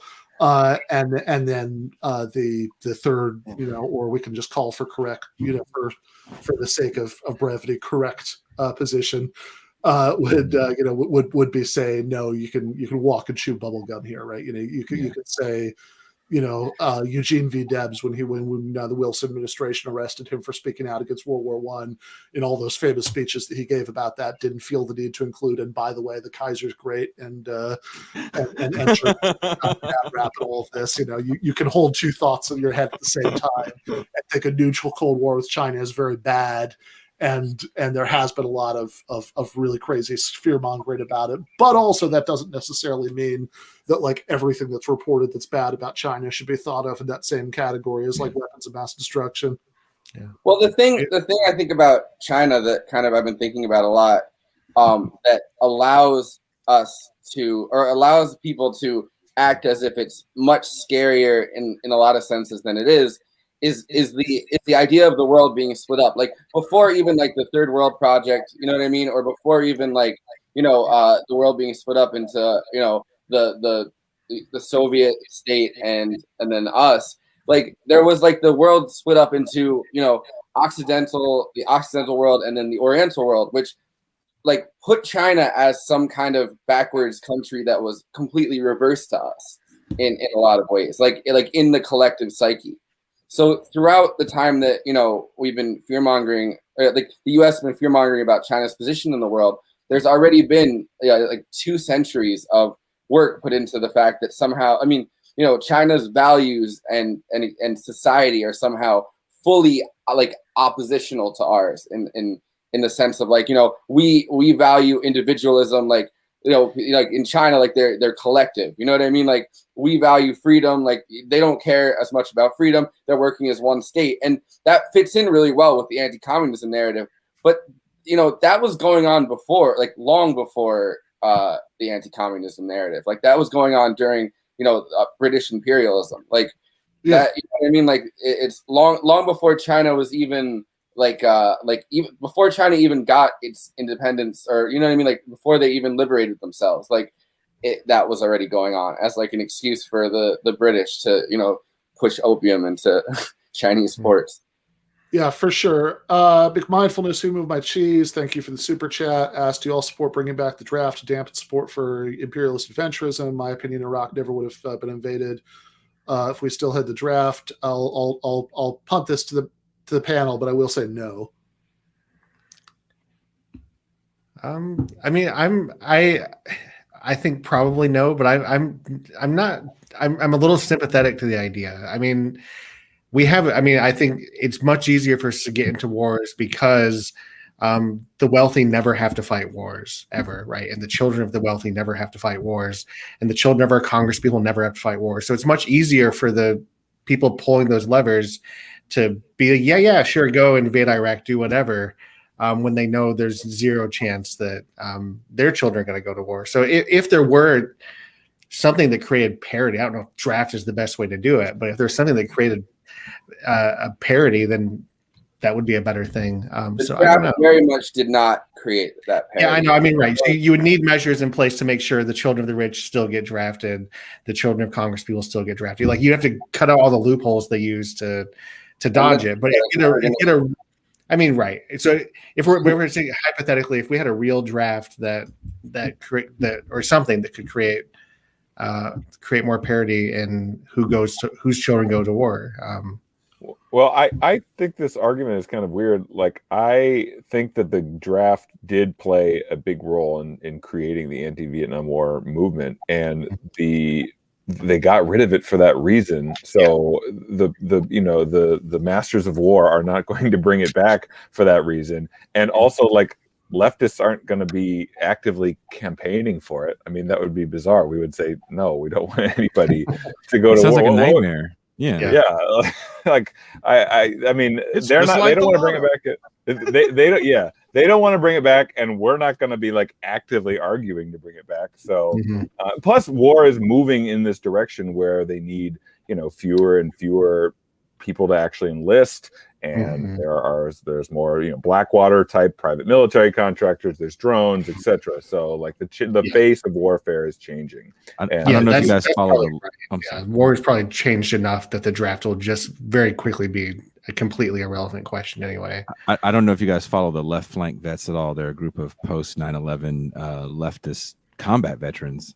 They're on Twitch, and they talk about the poverty draft quite a bit. Yeah, because that's a big reason why all of those guys enlisted. Yeah.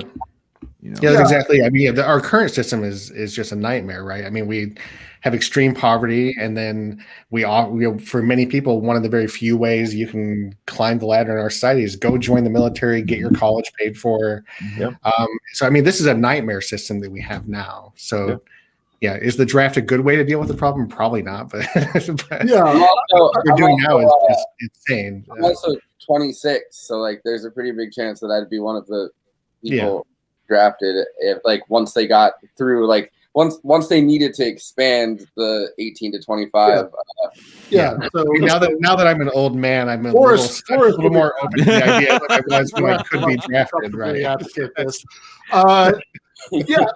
No, I mean, look, I think, like Micah says, I mean, one of the big, like, any anti-war movement that happened at the same time there's a draft, would spend a lot of the time opposing the draft. So it'd be a very weird thing to advocate for anti-war purposes.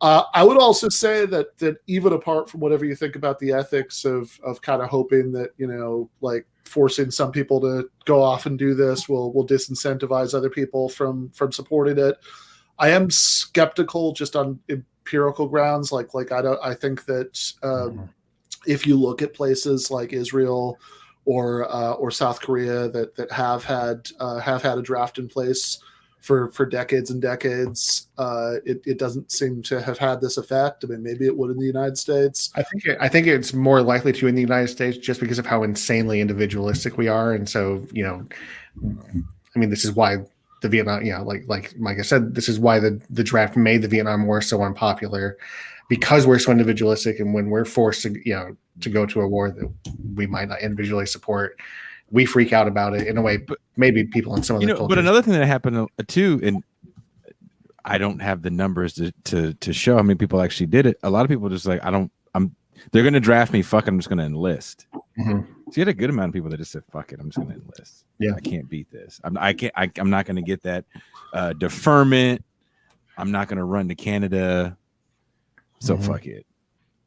Well, the other thing with what Jason was saying about the poverty draft, I mean, the reason that they don't want to cancel student debt a lot of times is because that is the incentive for the most poor people. Like the GI Bill allowing people to get free college and the money that they'd make through enlisting are, there's the boot on the neck of the poor to enlist in the army either way. Yeah, I would also say that I think if you look at the history of, like, the British Empire, I think having an imperial power where you do have the ruling class that all go off to be army officers seems to be part of the recipe, along with their boarding school system for having, like, a really psychotic ruling class at the help of everything. So I think the trade-off there might not be as obvious, as it seems. But I think it is interesting thinking about the relationship between the draft way and the anti-war movement, because, of course, it wasn't just that people were being drafted. They've been drafted in massive numbers in World War II and Korea. It was celebrities. Absolutely. It was the being drafted combined with the sense that this wasn't like, okay, World War II.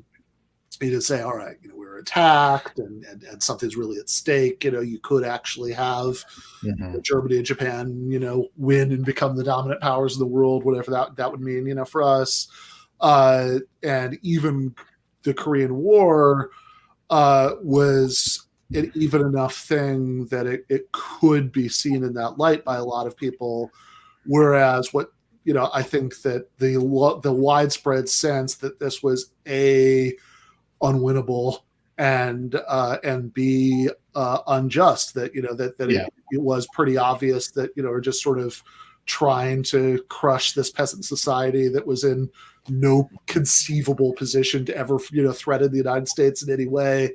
I think it, like, being forced to go off and do that, I think has a different effect, has a different effect than being forced to go off and, fight the Nazis in Europe, or, even to fight the Kaiser in Europe, it has that's the combination, that got a lot of people to do things like, take these risks to resist the draft, go off to Canada, maybe fight, but then come back and oppose the war, when you get back. And again, that's what you see in the second half of the movie. Yeah, I was going to say that's the perfect segue into the offensive conversation. Yeah. So what you see in the second half of the movie, these aren't ordinary grunts who've been conscripted and are going to have anti-war views. These are they're relatively elite soldiers, the Marines, but they're experiencing all that stuff that is going to lead some people to injure themselves on purpose to get set back, is going to lead people to join Vietnam veterans against the war and all that stuff. They're just processing it differently. Weren't there even like anti-war newspapers that were going on during that time in Vietnam from some of the which is interesting. We're talking about Full Metal Jacket in 1987, being anti-war and this string of anti-war Vietnam movies, but Top Gun is the year before that. Yeah.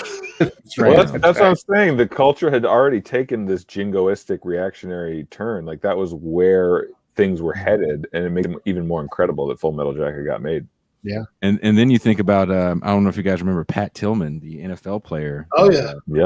Left a new contract to go to Iraq. So it's like, what was the end result? Killed by friendly fire, and there was a cover up of it. Yeah. I think wasn't he in Afghanistan? Was it Afghan? I know it was really early on. Yeah. I think he left like right around the time that the towers fell. Yeah. But what is the effect of these movies on the populace? Does it make us more anti-war? I was reading a really interesting last night New York Times article because Arlie Emery, the guy that played the drill sergeant, died a couple years ago. And there's an article by the guy who wrote Jarhead, where he's Full Metal Jacket seduced my generation and sent us to war.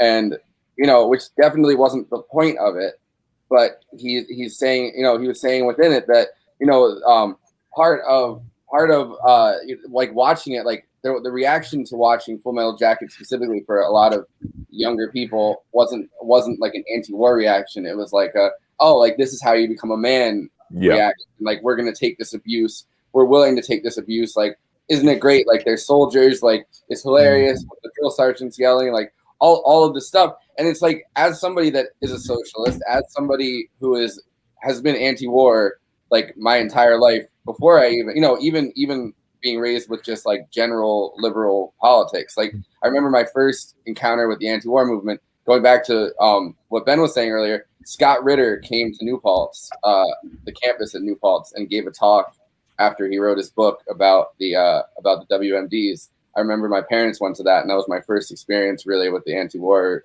movement. Like, as somebody who has, like, that's where my politics are, that's where my head is at. Full Metal Jacket seems horrifying to me. Like, every part of it seems like an argument against conflicts like Vietnam happening. Like, and that was Kubrick's intention for sure, because we watched Doctor Strangelove. We've seen, like, he made an effort throughout the Cold War. He wasn't making these movies in America, like he was making them in England. Like, you know what I mean? Like, they're not necessarily movies that could have been made in America. In fact, the reason that there's so many Vietnam scenes throughout the movie is that the gas works that they filmed it in was like 10 miles from Kubrick's house in East London. So so my mindset watching this movie is thinking about, this is horrifying. Look at somebody who literally broke, like, within the boot camp, like, before even leaving the United States. Like, this guy couldn't hack it, and he broke. Like, he made it through boot camp. It's not even like they rejected him and he's like a reject from the boot camp coming back. Like, he makes it through and passes, and he still kills the drill sergeant. And then everybody else throughout the movie breaks in different ways. It's horrifying. There's literal child soldiers shooting at them. Like there's no reason why we should have been there. They're treating even the allies terribly. Like they're saying throughout the movie, like, we don't even know who we're really fighting. Like, are we fighting the wrong people? Like, it's horrifying to me. But, you know, in this person's mind, it's like, oh, this movie made me want to join the Marine Corps. My brother, I can't fathom watching the movie and having that reaction. Like that's just mind blowing. but you know, we watched Apocalypse Now, and there's that scene where the famous scene where they come in on the helicopters and they're just like, you just watch war crimes being committed. It's horrifying to watch. But I think it was in Hearts of Darkness where they say, or you know, what would have been in Hearts of Darkness? Somewhere I saw that. Oh God, what's the director's name? Coppola said that. He found out that during the Iraq War, soldiers were shown that scene to like get them pumped up to fight, which is just mind-boggling. My brother, they talk about it in this article too. The guy talks about that. He's talking about all the movies that got made about Vietnam, and they play Ride of the Valkyries to get like soldiers pumped up to drive fly the helicopters. And like using Ride of the Valkyries is like, that's like, you know, it's Wagner. It's the classic anti-Semite, you know, the Nazi dude. Like it's not subtle shit at all. No. It just goes over people's heads. My brother is in the National Guard, and I remember him telling me that all of his cohort loved Full Metal Jacket. They thought it was like hilarious, and they thought that they were like, you know, they had balls big enough to be one of the people who, you know, doesn't kill himself at the end of it. Like there's well, that guy's a pussy or whatever. Like we have the stuff to make it through this and not lose our mind. Someone in the chat said that budget is too big to be an anti-war film, and it's, you know, you do have to get permission to have a lot of these props and tanks and planes and helicopters. So yeah, although I know with Apocalypse Now, that was the U.S. military wasn't cooperating at all with that. They were filming that in the Philippines, and they made like Coppola was able to use his Godfather money to make a deal with the local dictatorship to let them use their military equipment. But I don't know. I mean, like I think some of this is just that everybody look. People like seeing movies about them, even if the movies don't really flatter them. If you think about it for 30 seconds, like what happens in the movie, like all of the gangster movies we've watched, there are gangsters who watch those movies and like them. Yeah. No, that's true. I mean, those movies make you want to be a about me. Yeah. I've never met someone that watched Scarface and was like, you know what, selling cocaine is Ben and I have talked about this a lot. Like, I mean, this is like a legit Miami phenomenon. Everyone worships Scarface, and not in like this is a good movie kind of way. Like we want to be Scarface kind of way, and like it's insane. Like why this is that's kind of the way I feel about these movies. To what Forrest was reading, I actually agree with that point when it comes to these movies, because it's not like we had a huge anti-war. Do we have a huge anti-war movement like we saw in Vietnam? No. Right now, no. Considering that all we got in the 80s, I got you by 10 years, Micah.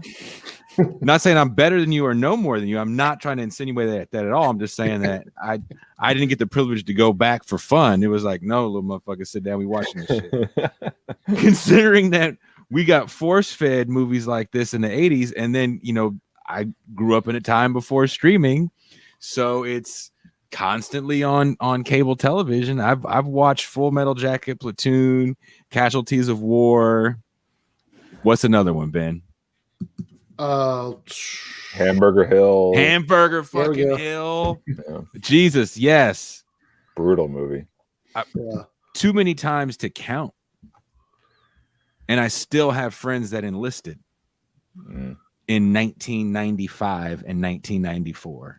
After we grew up watching these movies going, man, when that dude's head got blown up, that was fucked up. Yeah. So you're kind of asking like, what's the point of like even if somebody like Kubrick wanted to do anti-war cinema, it clearly like didn't sink in. I guess I'm asking the bigger question is, what are we not seeing? What are we not getting? Where these movies are less anti-war and some sort of propaganda. Maybe, Yeah. although I also think that people see like, I mean, people are going to experience movies through, you know, like whatever value system, life goals, interests, you know, they have to start with, and those things are going to probably be shaped by a lot bigger things than you know, the movies, right? And so they're gonna take all that into the, you know, into the movie. I mean, if you basically think gangsters are cool, you know, like you're gonna latch on to the parts of Goodfellas, you know, that fit with that, and you're not gonna think too hard about the parts that are very much about, you know, And all those movies in the same way. It's like there's I don't know if you guys seen that. I don't know if you guys seen a movie came out in the 90s called Fear of a Black Hat, and it's like a satire on hip hop for that era. It's really, really funny. It came out before CB4. It's amazing. And there's a scene in it where they're shooting a video called "A Gangster's Life Ain't Fun," and it's just them with literal naked women and money and guns. And they're just saying, it's like, and a gangster's life ain't fun. And I don't know. Again, what are we missing about these movies where, like Micah said about his brother, like, oh, well, that dude didn't make it because he's a pussy, and I'm going to make it through boot camp. Because, you know, boot camp in 2021 is not like that. Now, you can't go yell at somebody and call them all kind of, I'm not going to say the name on here, but, you know, we can't see people going to suck dicks through garden hoses and all this other shit. Like, they can't do that anymore. There's women in the military now. Like, well, it's also kind of the capitalist realism point that you know, all like subversive filmmaking, subversive art gets, you know, used as a way to kind of like to reinforce the society we have now, because people think, well, you know what, like obviously this is dark, this is awful, this is violent, but like this is the society we have, and don't you want to be the strong soldier in that society, in that imperial machine, rather than like the weak soldier? Like these are strong people, these are weak people. Like, yeah, like maybe I want to change the system, but like I can't. So this is just the system we have. I'm going to do is, you know, the best that I can. Yeah, I mean, I'm not inclined to see this as a failure of the movies. I think the movies are doing as much as a movie can do. It's just when the movie is part of a system like ours, it's going to get subverted and turned into propaganda by certain people. These movies by themselves aren't going to change the culture, but I mean, they can still. I think, at least for people who aren't completely taken in by it, who stop and think about it for 2 seconds, these movies can be useful. Because the movie we're talking about is bleak. Yeah, I mean, it's I mean, it is bleak. Like, there were people who actually worked at a some sort of like indentured servitude center where people were being turned into horses. They would probably like Sorry to Bother You, you know, be like, oh, cool, that's about us. Yeah. I mean, I bet that there are like tech billionaires that like Sorry to Bother You, that are a lot like Armie Hammer's character in that, which apparently so is Armie Hammer, but judging by the Twitter whatever porn receipts that got put up about him. But that's fucked up. Like yeah, I don't know. I think that people do like seeing movies about them. The article that I was referencing earlier kind of made the point that a lot of drill sergeants started acting like and using like full quotes from Arlie Emery. Yeah, of course. I mean, like the same way that after Godfather came out, like there were people like mob guys who were walking around, you know, like trying to do their Marlon and Brando impressions and talking John about Gotti. offers you can't refuse. John Gotti at the end of the day, trying to be the fucking real life Godfather. And being a terrible screw up. I mean, like the guy was not good at being a mob don, like at all. Like he was pretty much caught the second that, you know, that he was elevated, you know, to that position. Doesn't come with a manual, Ben. Mob boss, fatherhood, no manual.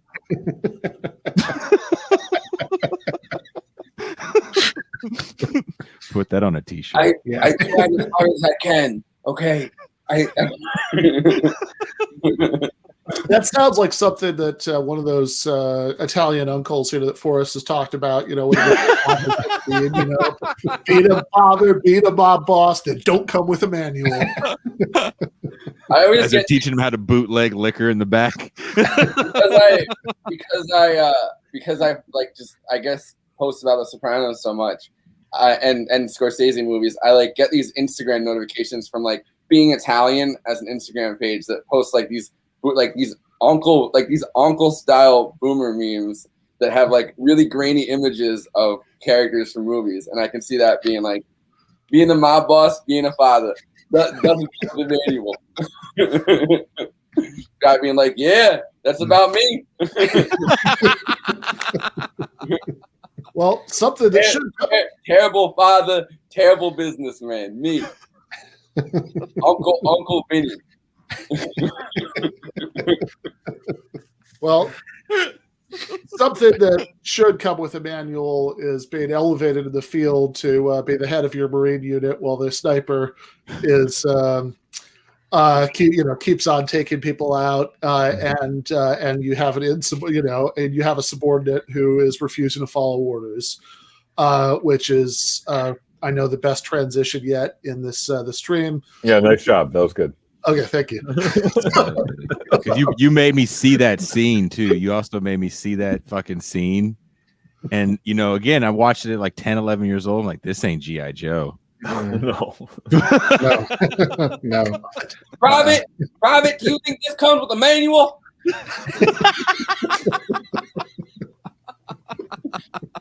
It doesn't. I'm doing the best job I can. I'm watching it like a Clockwork Orange. Yeah. Just like being a father and a mob boss. Don't call me manual. And yeah, in that, I mean, they're really driving through like whatever else is going on in the second half of the movie.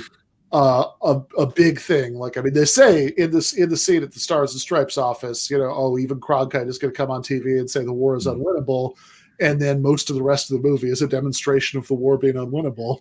Mm-hmm. Cronkite's right, and so you would they have known that, like before the Tet Offensive really even started, like because Cronkite had gone to Vietnam during the Tet Offensive. While it was taking place, and that's when he made the famous declaration that it's an unwinnable war and came out against it. Could he have, like, would Marine, I guess, leadership have known at that time that, or was that kind of just like a wink at leadership? Might have, yeah. I don't know if I would have listened to Walter Cronkite if I was a Marine. I'm like, shut up. What do you know? America. It isn't part of the point, though, is that like part of the reason why people like Cronkite turned against the war was because of the Tet Offensive. The Tet Offensive happened, and the U.S. was getting its ass whipped more and more and more, and it was clear that there was nothing that could be done. And so, like the Tet Offensive had to happen first before the Walter Cronkites of the world rejected the war. Yeah, if nothing else, that made it much more obvious. Certainly, for the reasons in that Hal Draper quote, that it really showed that you had a population that was completely united, against this military force, and I think it all really underscored. I mean, like I can certainly see how somebody could have come to that conclusion without that, but I think it made it like really circled and underlined, the point, and so that's what you're seeing when they're out. In the field, that there's that scene where you have the montage of all of them talking to the reporter, to the camera crew, and the things that they're saying are very much along these lines. That there's certainly certainly none of these guys believe that there's any winning hearts and minds. That they all get that's off the table, and then the actual battle scene at the end. When you have more, people keep going out to try to save the people who the sniper's already shot, and they get shot, and the whole thing feels like a, not very subtle metaphor for, Vietnam is this quagmire, that you just keep getting sucked into. Their leadership keeps changing literally they keep shooting the leader of the squad. So the leadership keeps changing the same way our leadership during Vietnam kept changing, obviously, because, we would reject presidents completely.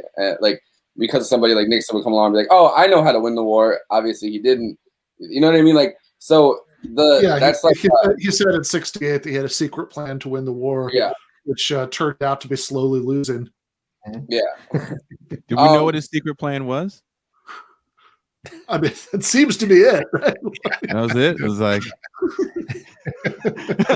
how do you keep an asshole in suspense? Actually, the real, all joking aside, is that he had that like he was certainly complicit in, Kissinger and others sabotaging the original peace talks that were happening, and then like a few years later agreeing to essentially the same deal, that they'd got. What they did is they encouraged the South Vietnamese to harden their negotiating position so there wouldn't be a peace agreement in 1968 in order to help win the election. Secret spy during the Dragon Lady, right? Yeah, that's right. Dragon, yeah. It's a fairly badass name for.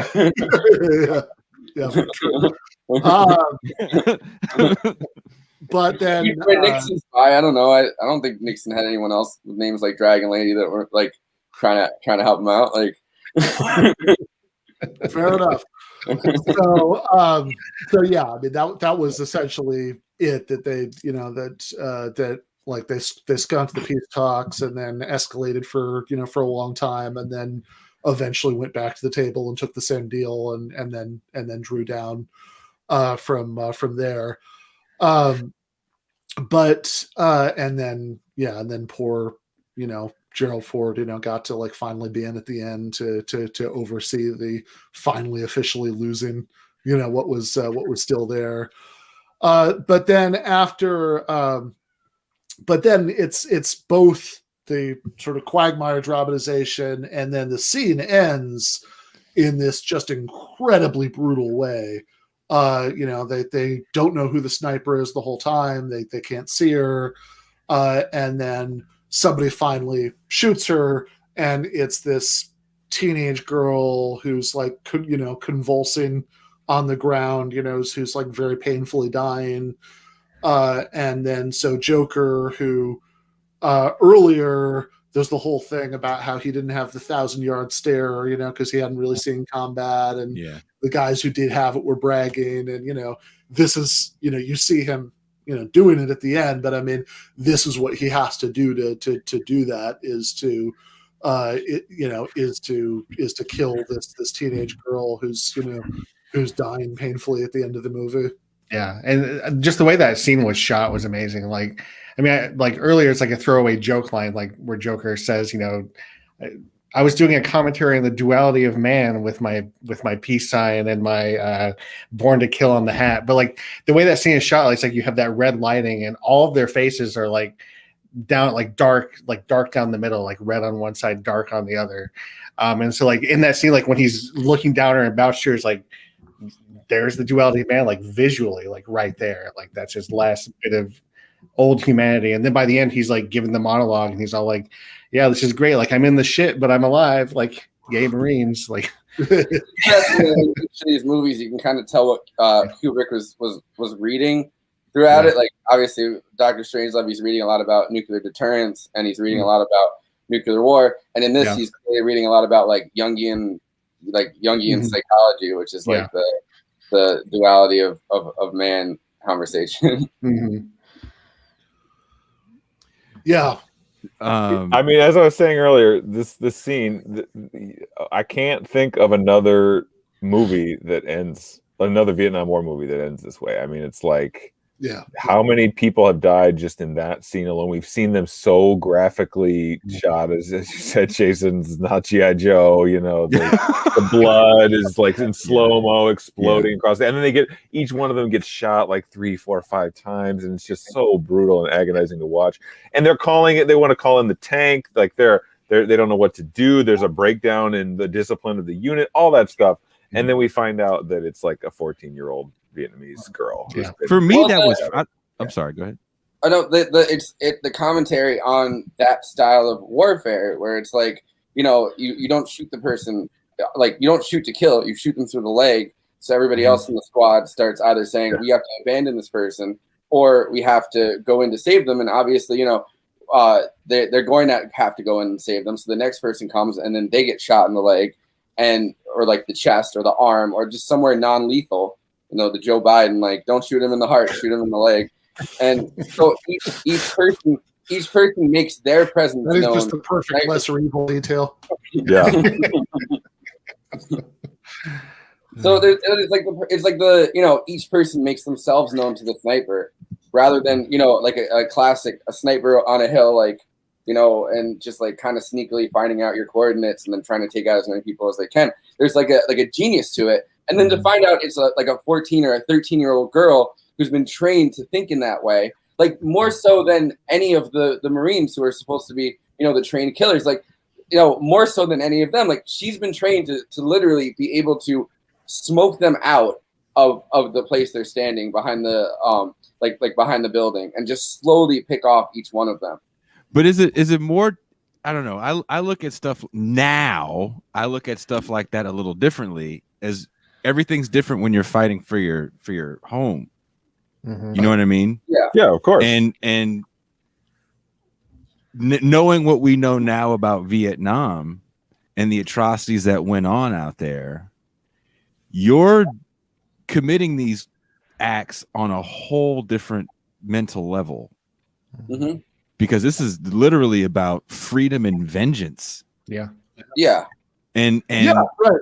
Yeah. I can watch that scene now thinking that. Yeah, if you're that teenage Vietnamese, well, actually, wow. I just this is the to really bring all 80s movies together into a new synthesis. That this is the correctly portrayed the Viet Cong as being the Wolverines. That's what I always tell. I have to, whenever we talk about whenever I meet someone in my travels that is really pro U.S. intervention somewhere, I always bring it back to Red Dawn and just reverse it. Like, well, they're Patrick Swayze. It's like, what? Yeah.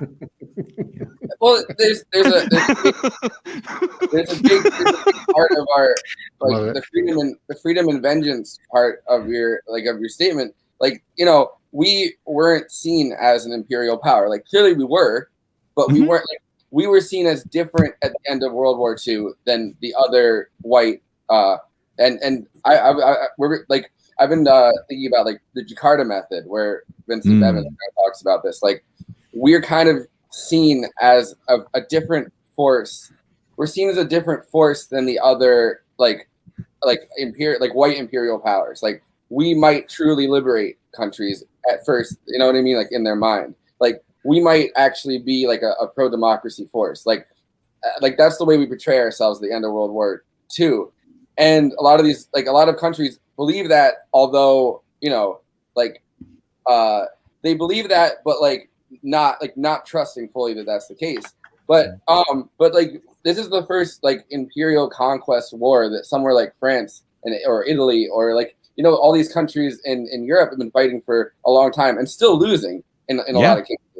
But it's the first time that we really fought this full imperial. We don't know anything about the country, like the soldiers, I mean, and the leadership. It's a different culture. It's a different society. It's a society that is like a peasant society. So we're coming into there invading in a very different way than we would have been fighting in Europe or in, you know what I mean? Like anywhere else where we're kind of just coming in at the last minute to save the day. So it's like the realization that we really are the same as the European, as the French, or, you know what I mean? Like as white European, imperial powers.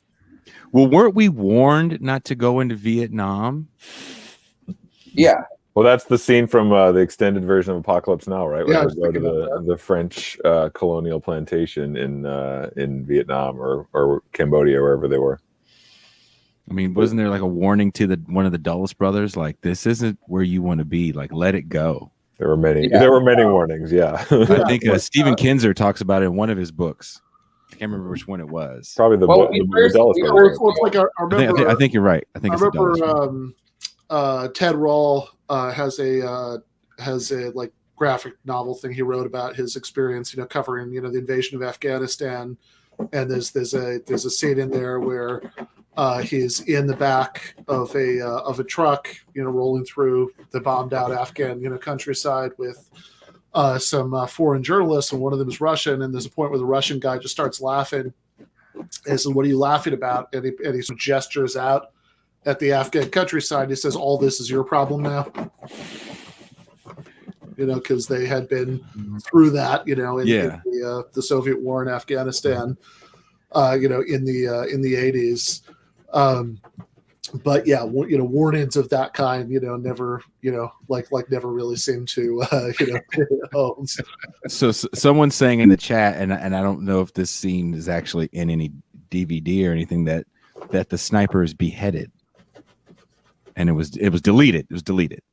Oh, sniper is beheaded in a deleted scene. Yeah, wow. In a deleted scene. Yeah.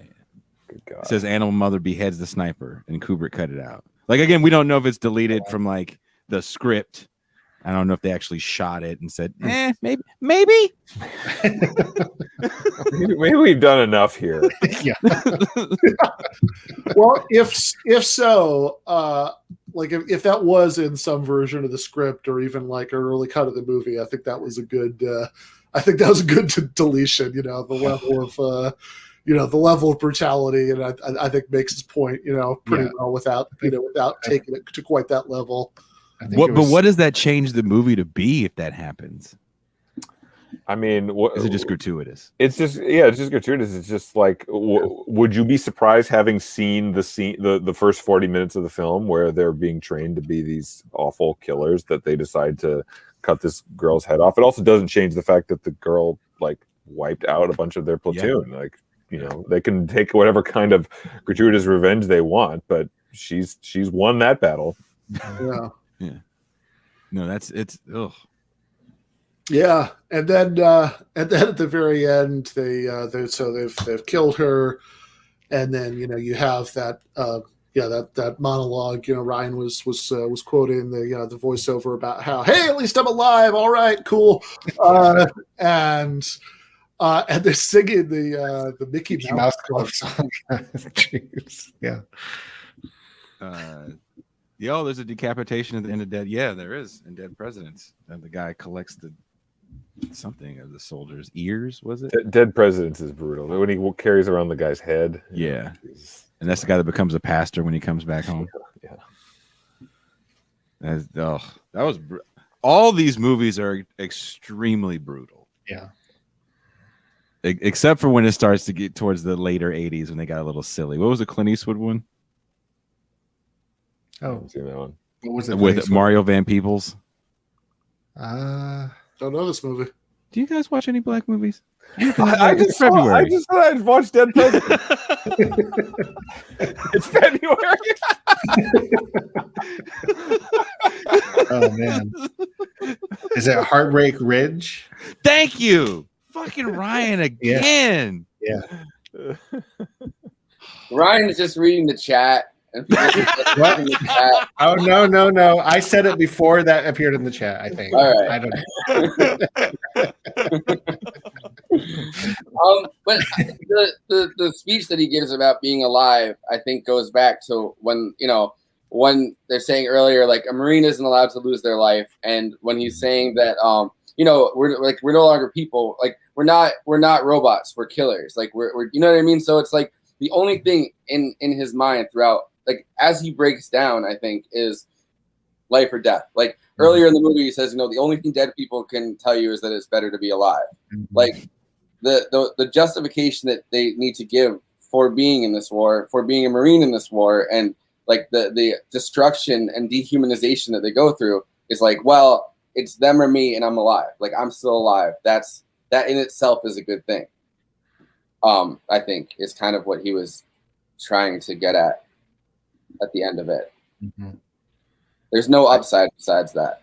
Yeah, again, that's all that matters. That's one of those movies from the start to the finish. You kind of watch it really still, and then it's over, and you're like, well, I would say after the boot camp scene, you're kind of like, whoa, and then after it's over, you kind of have to sit back and go, whoa, what did I just watch here?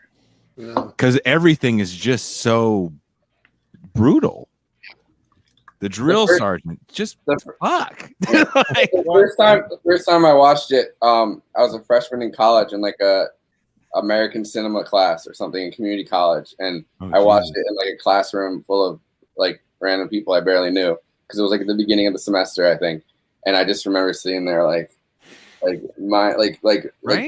traumatized a little bit by it because I'm into watching war movies now, like that I have kind of at least when Jason watched it when he was 6, he was watching it with his dad.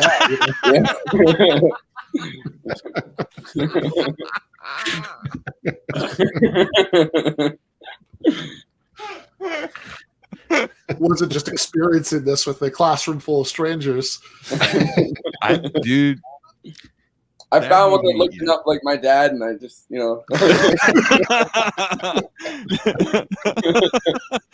dad started talking to you like Swayze's dad in Red Dawn. But yeah, it does. Again, I think Micah is right to emphasize, like it does really bring home the point, about the war and about the way the two parts of the movies, relate to the movie, relate to each other because.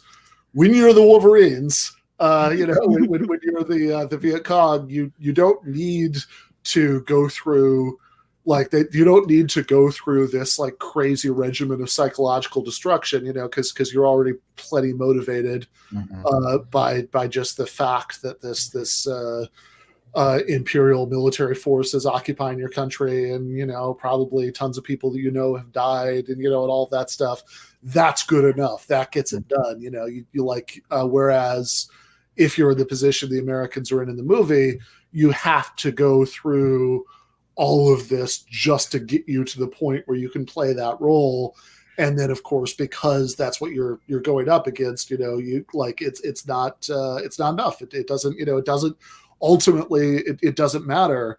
The becoming this killer. Going through this process isn't actually going to be enough to get you to be able to be people who were fighting to defend their homes, to avenge people they actually personally know, who've been killed. It's just a completely different thing.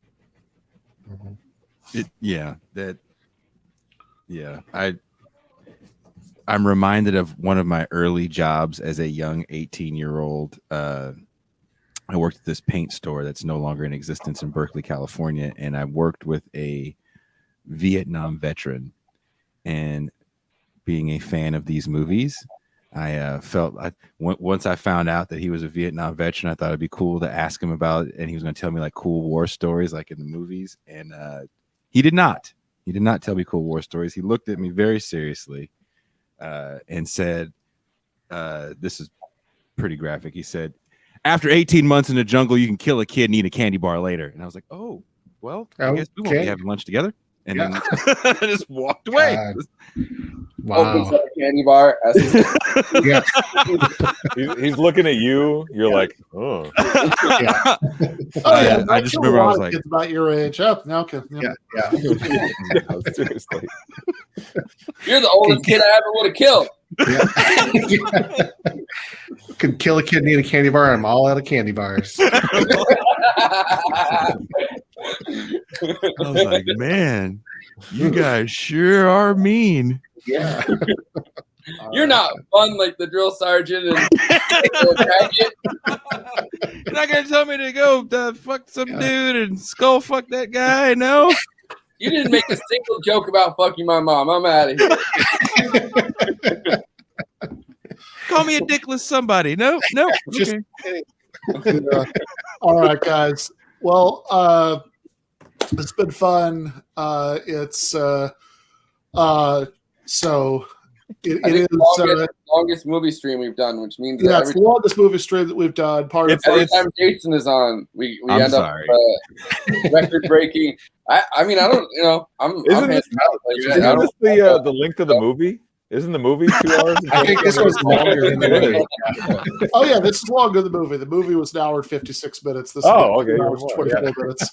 But how much did we really talk about the movie? You know, like, We talked about the movie a lot, dude. We covered a lot of ground here. We talked Yeah. this movie. I think this movie is one of those movies that can go a lot of different directions. yeah, Totally. yeah.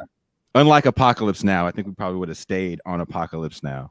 Yeah. We Maybe ended up veered off having of a that, yeah. pretty good conversation during Apocalypse Now after it about like that stream about how a socialist like filmmaking, like how socialists would distribute resources to make film. That was a really fun conversation at the end of that. That was an interesting crew of guys making really good movies. I mean, you get George Lucas making Star Wars after that, and or before that. Well, I guess around the same time. Around that time, yeah. So when are we going to do the RoboCop stream?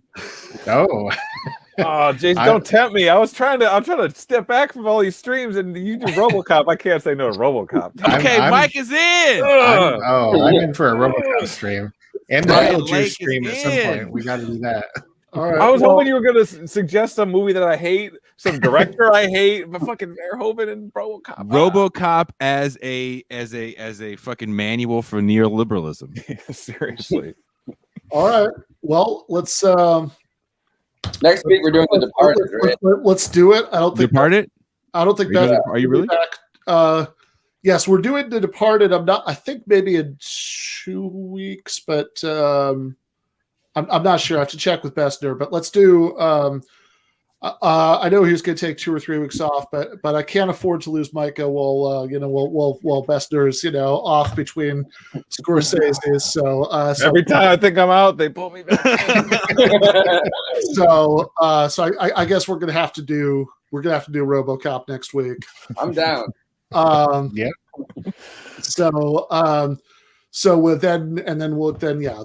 we'll bring Bessner back for The Departed the week after that. So If you guys do The Departed, my one request is, can you please watch the Chinese movie that it's based on? Oh yeah, I've been meaning to watch Infernal Affairs, right? Infernal Affairs.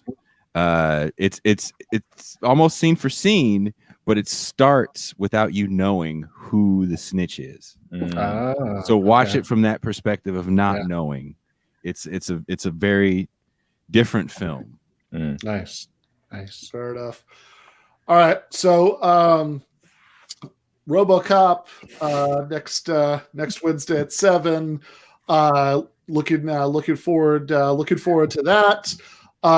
Should plug before we go. So the Thursday episode for patrons dropping tomorrow is going to be my conversation with Sam Adler-Bell about his article about Fauci and the drift, and then speaking of patrons, the February Sopranos recap episode with Mike Racine and Nando Vila and Wozni Lambre dropped for them yesterday about season 1, episode 4, Meadowlands. And as far as other stuff coming up, the episode on Monday, going to be talking to Sean Richman about his book "Tell the Bosses We're Coming," which is an excellent book. And there's no debate stream this Sunday because Valentine's Day, but we are going to be back with the debate stream a week from Sunday with Ryan and our friend Mark Warren. Going to talk about William Lane Craig versus Shelley Kagan. So one for the philosophy nerds. And coming, and then also if you're watching this as it's live, if you're watching in a day or two, it's all irrelevant. But if you're watching this live tomorrow, I'm going to be on Left Reckoning, talking to Matt Leck and David Griscom. Oh, dope. And I think the Katie Halper show earlier in the night, so I can check out both of those things. And I'll probably Also- be editing all the clips. Yeah. Also, Ben, you and I are talking sometime soon. Yes, we are. So I'm going to be talking. So I believe this is going to be the episode for patrons a week from tomorrow. Going to be talking to Jacobin deputy editor Micah Uetricht about a article that he wrote in The Nation about Mike Davis. So so look out. Okay. I just interviewed Mike Davis. Oh, really? Wow. Yeah, I didn't get to interview him. I wish I would have. I just read 11 of his books.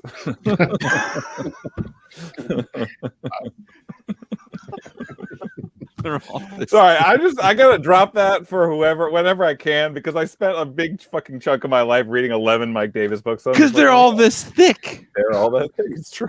Waste no words. Yeah. There's a apparently this is a super chat we didn't answer earlier. I somehow missed it, but if you're the person who left it, you don't have to do a super chat again. But if you could just remind us of what it was about, I'll do that real quick before we go. Hold on, I can pull it up. Oh, okay. I just want to say nice to meet you guys that I haven't met before. This is fun. Yeah, it was great to meet you, Jason. And thank you again, Ben, for having me. I really appreciate it. Yeah, no, this is good.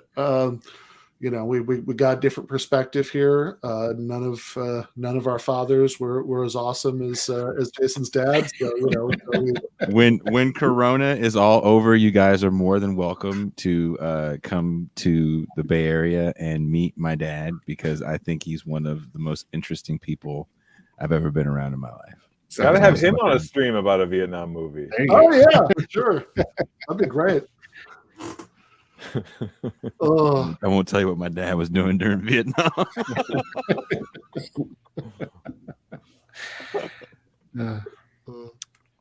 Forrest, yeah, I'm trying to. Hold on. All right. Let me click on it. Hold on. Oh, see y'all. Is Forrest really 26? Yeah, that blew my mind, man. Yeah, I'm only. Why are you giving me shit? Forrest is 26.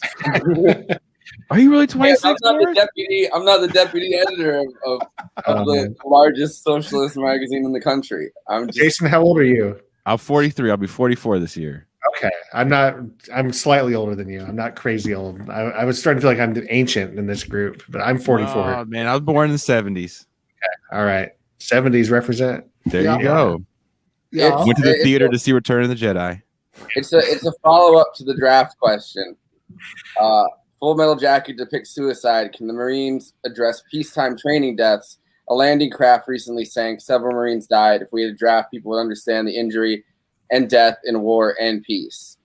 I don't see how bringing back the draft is the only way to do that. But yeah, I mean, I disagree with that, but I mean, certainly take the point about the peacetime deaths, which I think that even with or without a draft, I mean, I think that's more of a media issue. Like people exposing people to that information. But yes, thank you for the super chat. The $20 super chat, so I agree with whatever. Well, I mean, I don't know. We could have a whole other episode. I don't know how much time you guys ever spent like Fayetteville or places like that, but I mean, I've spent enough time down there to see it's an interesting culture, especially when it comes to like the suicides and the murders that happen down there of the women. It is an issue. Yeah. Well, the point in Full Metal Jacket about Charles Whitman and Lee Harvey Oswald both being, Marines, like it's, like assassinating like presidents, like assassinating full towns of people. Like it's still, I mean, it's definitely, it takes a toll on people being at war and in peace. And like people don't like fully get back into like the civilian mindset. Like they can't, they're so broken after being at war. I don't see how, drafting people into the military would change that though, or make people address that differently. Yeah. No, I think that's, I think that's right. Like, I think that, I mean, the question of what you can do to actually have a effective, anti-war movement in 2021 is a huge, is a huge question. I'm certainly not going to pretend to have the answers to. Well, war at this point is a slippery term because so much of it, as Micah was saying earlier, is outsourced. Like, like they're drawing down they're drawing down, because in the past it's like, our boys are fighting there, we send them there, and now obviously our boys and girls, but we're like, our boys are fighting there, we send them there, and then this many people died. As they draw down the amount of like our countrymen that died, the anti-war movement gets more complicated because we generally don't give a fuck about civilian casualties of other countries, like what we consider enemies by the standard of like the State Department. Like we don't really care about that much as a culture. Like we haven't really been. So like like you hear about like how many civilians have died, like even on like Al Jazeera or like NPR or something like that. Like in that context, they kind of just read them off like quickly, and then they're like, this many people died in a bombing that we did here, and then it's like, I don't. The less of our soldiers that we bring in, the harder I think it is to even define war in order to start an anti-war movement. Yeah, right. Because it's our robots, doesn't have the same ring, but yeah, I think the drone. Yeah. I agree with that statement. Someone said if you experience military life, you have a whole new appreciation of the military industrial complex, like truly understanding it. Yeah. I mean, I think, like the best, because of the issue that Forrest is talking about, how hard it is to motivate Americans to care about this stuff. I think that maybe the best thing you can do is to, is to just aggressively push the issue of the guns versus butter trade-offs, that every, that the financial, bottom line, if nothing else, that every dollar, spent on overseas empire, this is what, Eisenhower, after having, done quite a bit to cause the problem, was talking about in that speech where that phrase, the military industrial complex is plucked from, that every dollar spent on this is a dollar not spent at home, on domestic, social programs and education, and all of that stuff. So I think that that opportunity cost, argument might be the best way to to motivate a lot of people. But look, if I had like a really good way to get people to focus, on the to focus on anti-imperialism, I wouldn't be keeping it secret like Nixon's plan to end the war. I just don't have it. Well, look at our reaction as a society to Benghazi versus our reaction to Libya as a full conflict still going on at this minute. You know what I mean? Yeah. Like it's people are being sold constantly into slavery in Libya because we destabilized an entire region, including what was, not a stable dictatorship, but still stable enough that it wasn't that. You know what I mean? But then look at 4 people die in Benghazi, and it's we've been like I know reactionary older people that still will just bring that up in with no context given, just like, what about Benghazi? Like, you know what I mean? So it's like and they make this point in Full Metal Jacket, like millions are killed in the Vietnam War, thousands are killed in these offensives, like specifically at this point, like thousands are killed, of our troops, and that's far more of a motivating factor to get us out of Vietnam than the millions of Vietnamese people that are killed. Mm-hmm. Yeah. Oh, thanks, sad guy. Yeah. So, anybody want to end with a joke or something? I don't know. Full Metal Jacket, good movie. Perfect way to end about the movie we're talking about, right? Because we've been talking about how shocking it is. So you nailed it, Forrest. I give this movie 1 Full Metal Jacket. All right, is that what you just mined? I guess. All right, we got the Ryan Lake concise review. Good movie. So can tune in next week to find out. RoboCop, good movie, bad movie. You'll find out. But until many then, of our good robots die in it? Everybody who watched this, especially people who sent super chat questions, all that stuff, all very much appreciated. So we'll see people on this channel on Monday for episode 32 with Sean Richmond. See you back here next Wednesday to talk about RoboCop. So left is best.